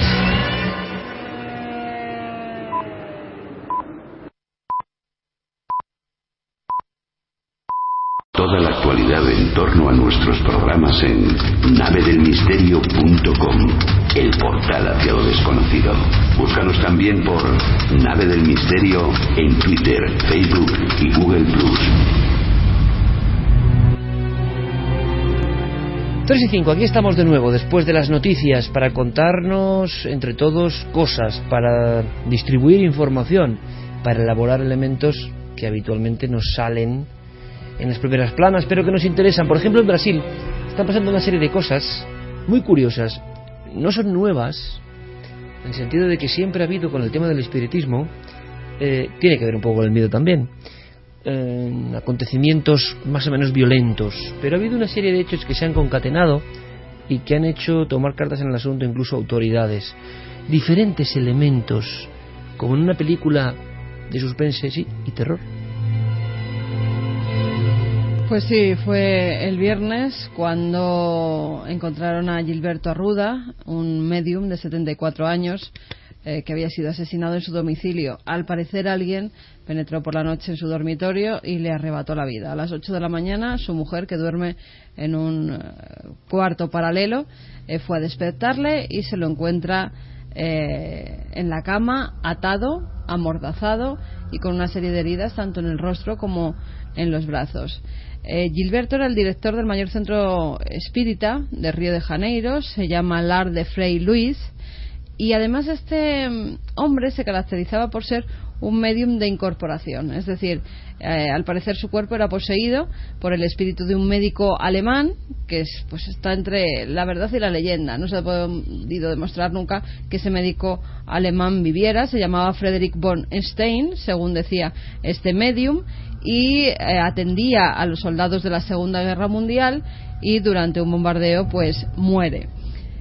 Mediante la incorporación del espíritu de este médico, él hacía cirugías espirituales, así lo llamaban, y además era muy conocido en todo Brasil porque muchas personalidades, tanto actores como escritores, presentadores, deportistas, iban a visitar este medium cuando tenían alguna dolencia, y hacía, por ejemplo, a un tenista muy conocido en Brasil, le hacía operaciones en la columna vertebral porque la tenía pues bastante fastidiada. A la propia Xuxa, si os acordáis, Xuxa, la presentadora que hacía sobre todo espectáculos con niños, también la estuvo tratando. Por eso era muy conocido a nivel también de revistas y a nivel popular. La policía por el momento no sabe quién ha podido ser el asesino, sobre todo porque se encontraba dentro de ese centro, dentro del Lar de Frei de Luís, con varios vigilantes de seguridad que no notan nada en ningún momento. Hay cámaras de seguridad también que está investigando la policía, las está revisando para ver si han podido grabar al intruso o intrusos que se introdujeron en el dormitorio de este hombre y acabaron con su vida. La hipótesis que se está manejando es que puede ser algún caso de intolerancia religiosa. Eso es lo que dice la policía. Sí es cierto que este hombre, el medium, puso una denuncia en el año 2011 ante la policía por una serie de amenazas que había recibido de una mujer, una ex trabajadora del centro, pero no fue más allá. Con lo cual esa hipótesis parece que la policía la está descartando. ¿Y por qué creen que es intolerancia religiosa? Porque en los mismos días, en las mismas fechas, se han producido varios casos de personas, por ejemplo, que han apedreado varios centros espíritas también de Brasil, e incluso le han dado una pedrada a una niña que estaba saliendo de un culto religioso africano, y la niña que se la ha atendido en un hospital, le han tenido que dar varios puntos, y eran personas que estaban lanzando improperios y con Biblias en la mano. Y eso es lo importante, porque la historia nos suena: la cirugía psíquica, la incorporación de mediums que conectan con entidades ya fallecidas que tienen que ver con médicos. Recordamos el caso polémico de Jarigo, por ejemplo. Es decir, es el mundo del espiritismo que precisamente la semana pasada era motivo de tertulia final. Los mediums de incorporación, la fuerza que estaban obteniendo, la capacidad movilizadora, la capacidad económica, ojo, también, de muchos de estos personajes, la sensación de que el espiritismo es muy espectacular en Sudamérica y sobre todo en Brasil, lo apuntábamos, pero el elemento que faltaba, y curiosamente esta semana ha sido detonante, es una especie de guerra de religiones, o por debajo de las religiones.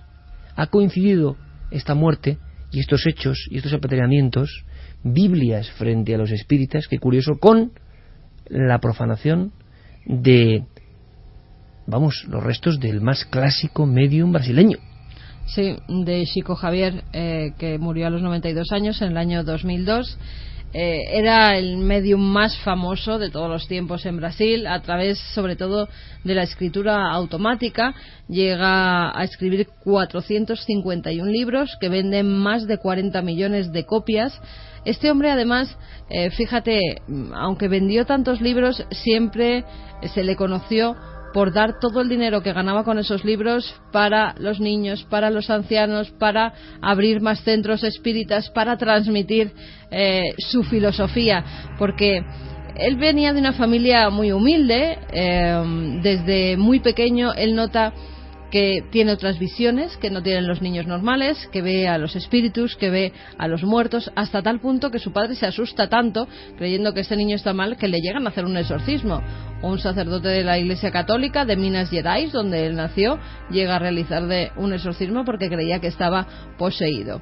Pero cuando verdaderamente se da cuenta de que lo que está viendo son espíritus es cuando van a la casa de un matrimonio espírita a intentar curar a una hermana suya que había caído enferma y los médicos no podían hacer nada con ella. Entonces en esa casa de ese matrimonio encuentran los primeros libros de Allan Kardec. Es entonces cuando empieza a estudiar los espíritus. Allan Kardec, la entrevistado por Diego la semana pasada. Sí, pues fíjate, todo parece que cierra un ciclo, ¿no?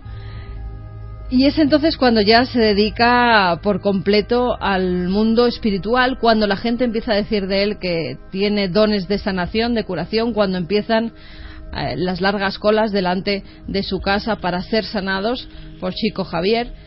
Y cuando los que iban en su contra, los que decían que era un simple caradura, que este hombre no tenía ningún poder, que no veía espíritus, le empiezan a llamar el loco que habla con los muertos. Bueno, esa dicotomía ha estado siempre, los que creían que era un caradura, aunque nunca ganó dinero con esos libros, sino que todo lo dio para obras benéficas, y los que pensaban que verdaderamente era una persona muy especial, hasta tal punto que tuvo honores de personalidad. Cuando muere, durante 3 días hay luto oficial, helicópteros tirando miles de pétalos de rosas cuando iba su féretro al cementerio, y justo en ese monumento que se hace en el cementerio es el que ahora, coincidiendo con la muerte de Gilberto Arruda y con ese lanzamiento de piedras a las personas pues, que van a otros cultos, se ha juntado todo. Y es que en el féretro de Chico Javier, en el monumento que se hizo sobre él, menos mal que el cristal es blindado y no han podido romperlo, pero lo que han intentado es, con algunos mármoles que había de otras tumbas que estaban profanadas al lado de la de Chico Javier, pues han intentado romper esos cristales y profanar el cuerpo de este médium, lo cual no han podido conseguir. Es curioso, Clara, Santi, esa batalla espírita entre espírita y evangélicas. Se ha acusado a algunos grupos evangélicos de estar en batalla con los espiritistas ahora mismo.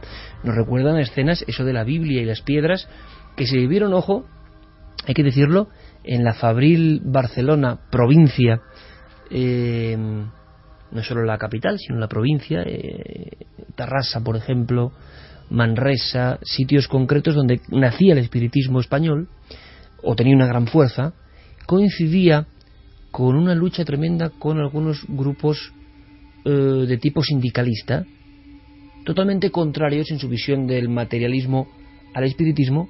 Hubo batallas tremendas, con muertos, ojo. Esto es una historia que se ha contado poco, porque precisamente Pablo Villarrubia ha investigado las luchas de anarquistas, comunistas y sindicalistas contra los espiritistas, como si fueran flancos abiertos diferentes, ¿no? Con trifulcas, por ideologías que no eran las más populares quizá, pero que había una especie de guerra soterrada.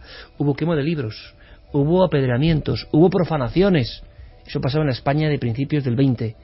Todo esto se ha trasladado a Brasil, sí, con esa gran violencia. Pero es curioso, porque Brasil es un país, es un crisol tanto de culturas como de razas, como de religiones, y dentro de las creencias religiosas que existen, el espiritismo está perfectamente, o ha estado hasta estos hechos, ¿no?, bastante bien aceptado e integrado dentro de las comunidades, de las diversas comunidades que hay étnicas, ¿no? Y de hecho hay no solamente el espiritismo, sino por ejemplo religiones de culto afro-brasileño, como por ejemplo la macumba, el candomblé, todo ese tipo de cultos tienen muchísimos adeptos, y no es algo que esté mal visto, en el sentido que a lo mejor aquí esos cultos podrían ofrecer cierto recelo, ya que son nuevos o se introducen nuevos con la llegada de la inmigración a España, pero allí es todo lo contrario, es decir, esa integración es populares bastante... lo hemos visto, ¿no? Incluso sí, las estrellas sí, mediáticas acuden a ellos sin problema y sin rubor. Claro, entonces a mí me sorprende un poco estos hechos. No sé si se habrá ocurrido recientemente algo que no estamos muy al cabo de la calle. Desencadenado todo esto, ¿no? Sí, ha ocurrido recientemente.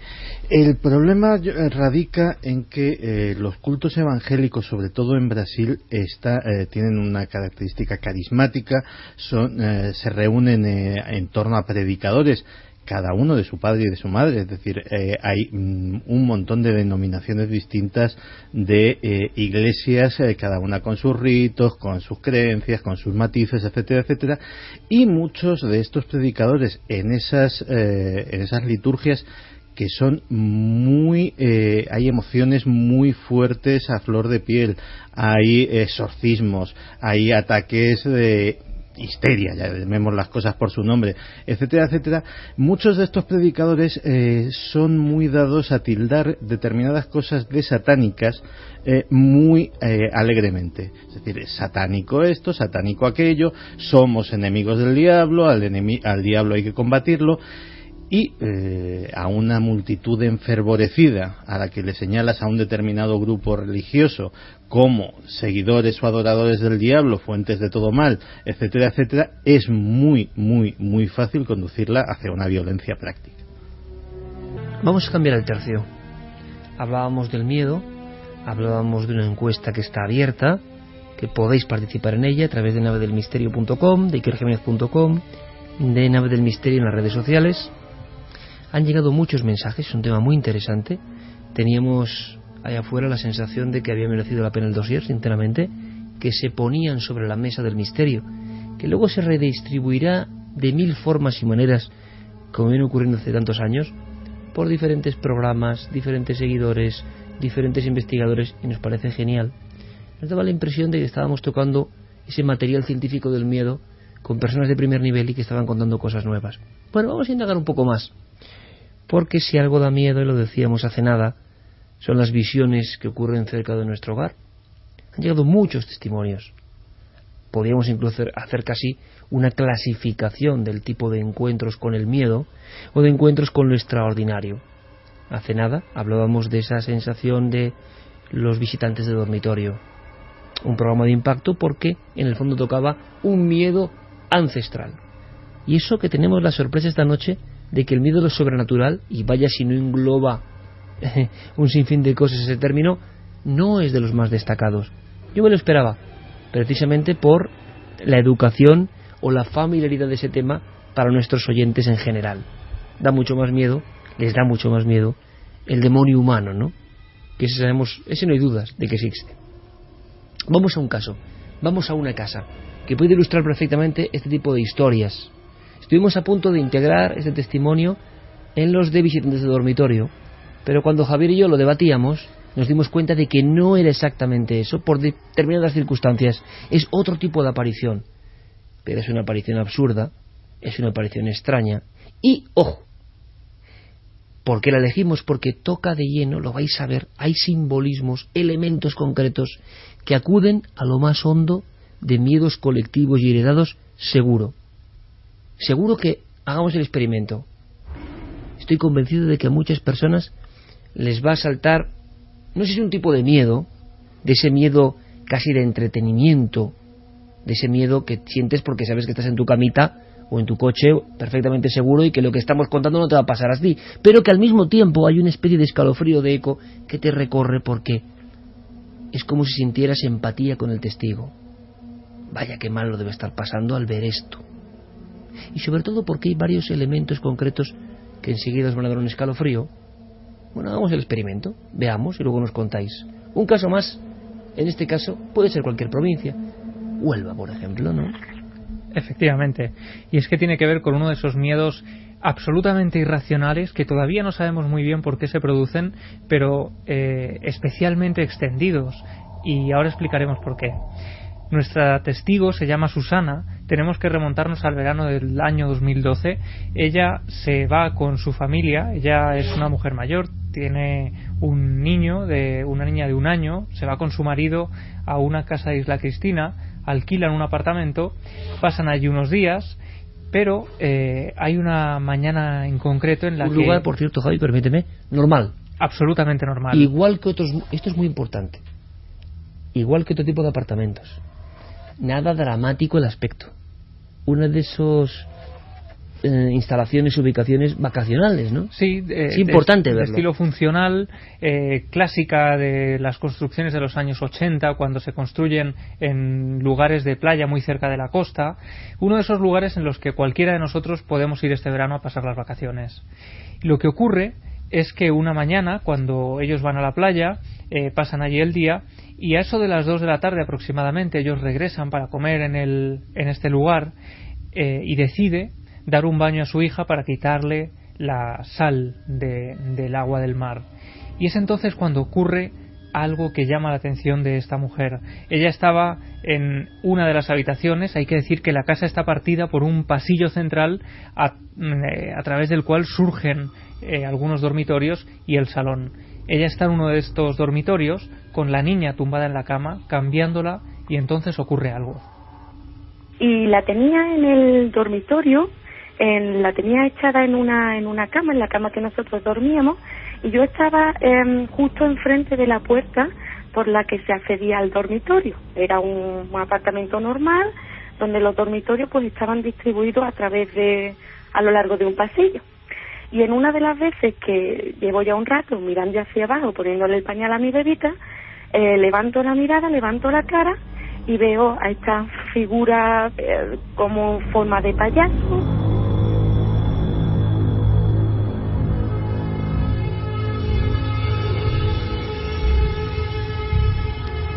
Un lugar normal, la vuelta de la playa, luz diurna, y un sitio como cualquier otro sitio, igual de funcional, igual de parecido, igual de aséptico.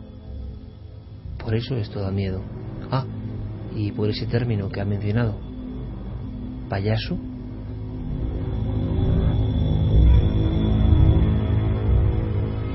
Lo absurdo, pero al mismo tiempo la sensación, quizá interpretada por ella, ojo, de algo que luego lo explicaremos, que se ha empleado permanentemente, incluso como reclamo del miedo. Nunca nos hemos encontrado un caso de este tipo, por eso es importante detallarlo. Sí, y es que además, si esto parece suficientemente extraño, todavía quedan detalles que lo hacen más raro todavía. Valga la redundancia. En un principio, a ella le parece una sombra que se desliza cerca de la puerta por ese pasillo central, pero claro, cuando ella se gira por instinto y observa esta figura con detalle, observa algunas cosas que le llaman la atención. Ella dice que es el clásico payaso que se describe como un cariblanco, con el rostro muy pálido, con una ropa un tanto extraña, con una sonrisa que parece más triste que alegre. Pero vamos a escucharla mejor a ella, dándonos los detalles de esta figura que estaba deslizándose a escasos metros de ella y de su niña. Era una figura baja, más bien oronda, estaba como vestido de payaso, pero la ropa era blanca. Yo no le vi el rostro, no le vi pelo, porque lo que más me llamó la atención fue, como ya te dije, como una especie de collar grande que tenía colocado alrededor del cuello, y ese collar estaba formado por triángulos con el vértice hacia arriba y con el vértice hacia abajo. Y lo más sorprendente, lo que más me sorprendió fue que ese collar rotaba en el color. Se ponía a lo mejor rojo, verde, azul, amarillo, naranja, y otra vez cambiaba, como si estuvieran en continuo movimiento.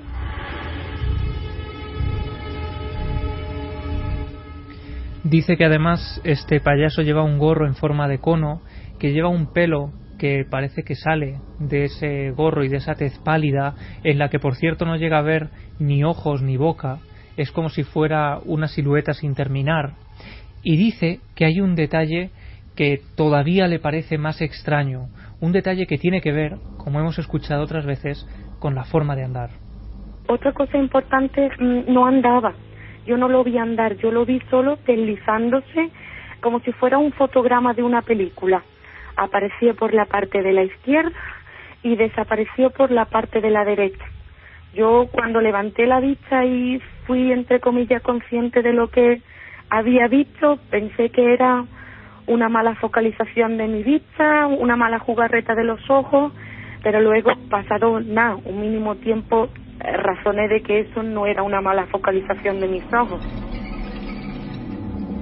Agradecemos además a este testigo la claridad, decía Clara, el detalle, ahora lo comentamos, porque me parece un caso excepcional.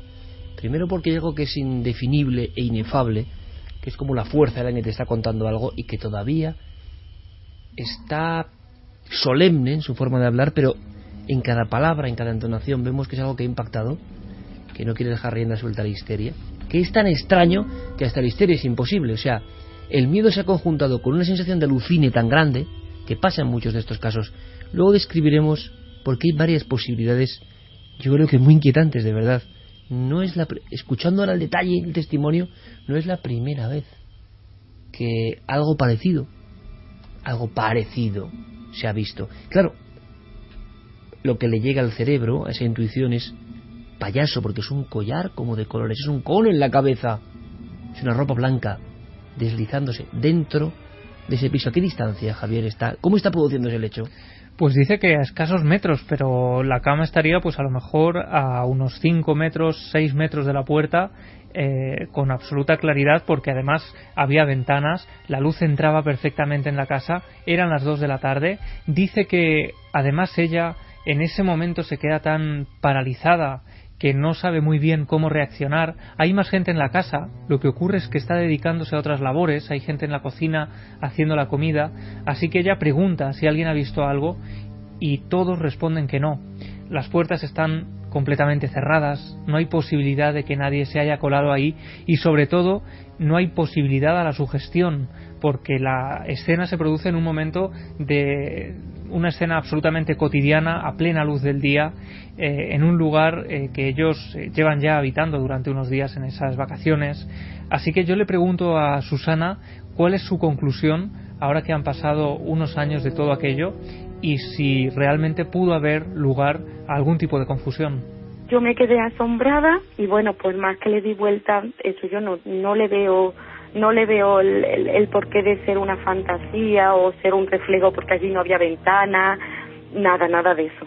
Yo la única conclusión así que puedo sacar es que para mí esto fue como si sobre un mismo escenario se cruzaran al mismo tiempo dos escenas de dos obras que no tienen nada que ver la una con la otra, como un punto de encuentro, no sé si llamarlo de dos dimensiones, de dos planos diferentes, no sé, de dos momentos que transcurren paralelamente, se encuentran en un momento y no tienen nada uno que ver con el otro. Y aquello se disuelve, se marcha, desaparece de su vista. ¿Cómo se va? Pues aquello dice que termina de cruzar el pasillo, ella lo pierde de vista porque la puerta ya no deja ángulo de visión a esa zona concreta de la casa, y cuando ella sale para ver si puede incluso tratarse de alguna broma de alguien de los que está con ellos en la casa, pues ve que no hay absolutamente nadie, que aquello ha desaparecido prácticamente cruzando una pared que daría al exterior de la casa y donde no hay ventanas, no hay puertas, con lo cual es imposible que esa figura yendo en esa dirección acabara desapareciendo dentro de la casa. Recuerda algunos casos, hay algunos sucesos parecidos, parece increíble, pero los hay, incluso en el Atuendo, no muy lejos, en la provincia de Huelva, por cierto, en la llamada Sierra de Aracena. Hay algún caso de un ser similar, tocado con una especie de birrete o de gorro de este tipo, pero claro, dentro de un edificio de apartamentos, se podría pensar en algún tipo de alucinación. Luego no ha habido problemas cerebrales, algún tipo de dolencia que provoque. Es tan absurdo, y ese collar como emitiendo una serie de colores y también descrito, ¿no?, con triángulos diferentes, y él le recuerda a ese payaso triste, que evidentemente es una de las imágenes arquetípicas. Hace bien poco el remake de Poltergeist, ¿en qué se basaba? No era ya la niña delante del televisor, que es la imagen clásica, no. Los productores de la secuela o precuela o el remake o lo que sea sacan la cara del payaso en primer plano, ¿no? Porque saben que una cara de payaso concentra muchos miedos infantiles, aunque su propósito es todo lo contrario. Y yo descubrí hace muy poco, leyendo información, que justo la coulrofobia, que es el miedo a los payasos, el miedo irracional al payaso, dicen que empiezan a surgir casos, especialmente entre los años 70, el año 87, y resulta que ha habido estudios científicos de diversas universidades que han intentado llegar al fondo de esta cuestión. Y la teoría es que justo en esa época, cuando empiezan a desarrollarse este tipo de casos, coincide con la publicación de la novela It de Stephen King, en la que aparece ese payaso que es en realidad como la encarnación del mal, como una encarnación de la oscuridad, que se aparece como un payaso, ¿no? Como Hombre, el miedo. Yo creo que el payaso de cara blanca, juraría que ha estado antes que eso. Sí, lo que ocurre es que justo cuando se publica la novela, cuando aparece después la película, todo eso genera pues que este miedo se vaya popularizando de una forma más extensa. Y acordaos de la escena del 82 de Poltergeist, del payaso de largas brazos y piernas en la silla. Es que tenía uno así. Además, cuando se habla de fobia a los payasos siempre se suele asociar al payaso Augusto, el de la nariz roja, el que todos tenemos en mente. Pero el que a mí de verdad el de la lagrimita, el de la lagrimita y el sombrero cónico y la ceja. Que además su papel tradicional siempre es de tristeza y también es malicioso y suele maltratar al otro pobre Augusto, a veces de palabra, a veces de obra, y la verdad suele ser un ser siniestro. El pobre Augusto es su víctima normalmente. Y la verdad es que a mí era el que a mí me daba mal rollo, las cosas como son. Clara, en el tema de sueños, los payasos también son un recurrente. Hablábamos de las fobias, creo que tú estuviste en un programa de Cuarto Milenio hace muchos años hablando también de la presencia permanente de estas caras postizas. Pero pensemos una cosa, parafraseando al amigo José Antonio Caravaca precisamente, que hizo una teoría que tiene mucho que ver con las teorías de Vallée o incluso de John Keel, el disfraz permanente, en el sentido de disfraz hasta el punto de que tú estás añadiendo elementos que son conocidos para ti, para que eso tenga un mensaje, o la posibilidad de que eso esté mostrando algunos elementos que esa persona pueda luego identificar y contarlo de cierta forma. Si es tan absurdo que no sabes casi ni cómo contarlo, eso no tiene ningún seguimiento. Si tú puedes decir que eso se parece a un payaso, luego que está manifestando elementos para tu comprensión. Pero los payasos, no sé desde cuándo, pero han estado, y ahora seguro que muchos oyentes reivindican esto, en las pesadillas. Hay algo en la imaginería del payaso que hace que se convierta en fobia con el paso del tiempo. Es increíble. Es muy curioso porque realmente en la figura del payaso como tal se supone que es la de hacer reír, la de proporcionarnos diversión y entretenimiento durante un tiempo, ¿no? Pero la verdad es que hablas con mucha gente y te das cuenta de que no es una cosa de decir, bueno, pues serán 4 o 5 personas que les pasa esto. No, mucha gente les pasa que ese payaso le da mal rollo. Nosotros teníamos un payaso de esos de piernas largas en una silla, además en época de los 70 en todas las de España, sí, estaba ese payaso que terrible. Yo no sé quién compró eso, porque desde luego a nosotros nos horripilaba y el misterio es que nunca nadie lo había comprado. Claro, estaba ahí aparecía en las silla, casas, pero nadie lo había comprado, mirando fijamente, y a veces mi hermana se levantaba y lo tenía que sacar de la habitación porque no quería tener eso ahí, claro. Y lo que le quería preguntar a Javi, por si sabe este detalle, es que cuando ella, la testigo, ha descrito lo que ella pensaba con el paso del tiempo, que podía haber sido como 2 escenarios diferentes que se encuentran en un momento determinado, es si ella refirió en algún momento si aquella figura la vio a ella. No, de hecho por eso ella cree que es como un cruce de escenas, y ese es otro detalle muy interesante, Clara, porque ella dice que es como si aquello estuviera teniendo lugar en otra realidad, como si estuviera ajeno a todo lo que había a su alrededor. Es otro detalle que es verdad que se repite constantemente en este tipo de casos. Pero es una cara ovalada blanca, ¿no? Un poco como un huevo realmente. Sí. No hay ojos ni boca ni nada. Es el collar de colores y el gorrito cónico lo que hace pensar en un payaso, pero eso no tiene por qué ser un payaso. Hay casos a este nivel de absurdez, y comentábamos algunos. Me ha venido a la mente uno bastante impresionante que investigó en su día Ángel Briongos, años 90, y me acuerdo perfectamente cuando lo repasamos, daba mucho miedo. Claro, también se puede pensar en alucinaciones, ¿no? Alguno de estos casos podría ser una alucinación muy compleja y muy terrible, ¿por qué no? Pero es que me da lo mismo, ¿por qué alucinas con eso? Y creo que lo he contado en Cuarto Milenio en alguna ocasión, en el pueblo de Cuarte, cerca de Zaragoza, un niño que que en ese caso está comiendo con sus familiares en la cocina, también es lo mismo, hay gente en la cocina, pero él está delante de una mesita redonda que da a una ventana. ¿Que da a dónde?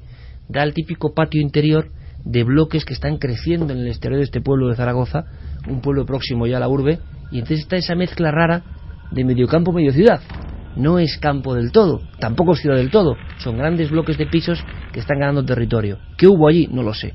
Pero lo que cuenta este niño, de unos 9 años, es que se queda pegado a la ventana, que por cierto está abierta, si no recuerdo mal, cosa que le da mucho miedo porque cree que eso que parece que es una bolsa de basura flotando puede entrar dentro de la casa. Entonces, el miedo se queda paralizado porque es pleno día, es pleno sol, Aragón, pleno sol, día normal y corriente. Se queda petrificado con la cuchara a punto de entrar en la sopa, mirando fijamente, y lo que describe es una especie de individuo con ropa blanca que le está mirando fijamente, que tiene una cara huesuda, una cara demacrada, parece que tiene algo parecido a barba, los ojos muy redondos, clavados en él, que es lo que le impresiona. Eso está flotando, pero es que están como en un sexto piso de ese bloque. Está flotando, tiene una especie de banda como si a alguien le condecoraran con algo, ¿no? Absurdo. Eso da paso a una especie de túnica, de una túnica blanquecina. Las manos son mortecinas, son como de un esqueleto, no de esqueleto, sino de persona desnutrida. Se asoman los pies por debajo de la túnica y esa imagen está flotando y mirándose uno a otro fijamente, físicamente. El niño recuerda el aleteo del material de esa túnica revoloteando con el aire que hacía, escucharlo. Claro, también uno al ver esto y que eso luego se disuelve podría pensar lógicamente en alguna imagen en la mente de ese niño brutal, de tipo bíblico o de tipo, y que se te quede en el subconsciente y tú lo proyectes ahí en ese momento absurdo. Pero desde luego esta persona, cuando entrevistó a Ángel, y yo pude conocer la historia en su día, en el año 95, investigando con el por tierras de Aragón, el impacto, el miedo, el suceso se había quedado ahí. O sea, no es como cualquier cosa, se había quedado a lo largo de prácticamente 20 o 30 años, ¿no? Y quedaba ahí. Ese tipo, y estoy acordándome ahora otro, no muy lejos, en ese típico laberinto de bloques que están ya en la playa, esas horripilantes construcciones, a veces delirios urbanísticos de hasta el pie de la playa, pero con bloques que se veía que estaban mal ejecutados, mal acabados, concretamente entre Huelva y Cádiz. Y una pintora célebre, no sé si te acuerdas del caso, que está pintando en el exterior de su pequeño balcón muy estrecho, y entonces mira abajo. Es el absurdo de estos casos que yo no sé ni dónde ubicarlos, ¿no? Y ve un extraño individuo que le parece un danés, que tampoco sería tan extraño por esa zona, ¿no? El pelo blanco albino, pero de inmediato se da cuenta de que se están observando mutuamente. Y eso a la mujer, que es una importante pintora, por cierto, le pone un poco en guardia, le da un poco de miedo. Sigue mirando y aquel individuo que sonríe con esa sonrisa propia del payaso o de algo postizo que te revela lo que contabas antes al principio, una sensación interna de que no está pasando algo normal. Se queda mirando a esta señora, hay unas macetas por en medio, hay un balcón típico estrecho, se asoma un poco, aquel individuo sigue mirando, le hace un gesto con la mano, como con los dos dedos unidos. Se da cuenta entonces que la mano es muy huesuda, muy larga, y que parece que tiene unas uñas afiladas. Se da cuenta de que el traje es completamente ceñido, sin ningún tipo de abertura, y con la sonrisa aquel individuo anda un poco y se va desvaneciendo. Bueno, estos casos ocurrían, o por lo menos las personas, es lo importante, como este testigo que hemos tenido aquí, como esta testigo, lo mantienen, no ha pasado el tiempo, lo mantienen como uno de los grandes sustos de su vida. Son sueños, Clara, pues no sabemos si son sueños, o como decía el testigo, son sueños que de alguna forma abandonan el mundo onírico y se meten en esta realidad, ¿no? ¿Quién sabe si en este momento estamos más soñando que despiertos? Redundan en el tema de los payasos. Bueno, luego lo vemos. Si mencionan... Los payasos dan miedo. Un clásico, ¿no? Oye, nos hemos olvidado en la encuesta, payasos. La muerte, la soledad, payasos. Nos ponía Diego en Twitter hasta una noticia de Johnny Depp que tiene clourofobia. Claro, normal. Y mira que ha hecho películas de miedo también. Por cierto, una de esas curiosidades que me gusta soltar de vez en cuando. ¿Sabéis que las caras de los payasos son únicas?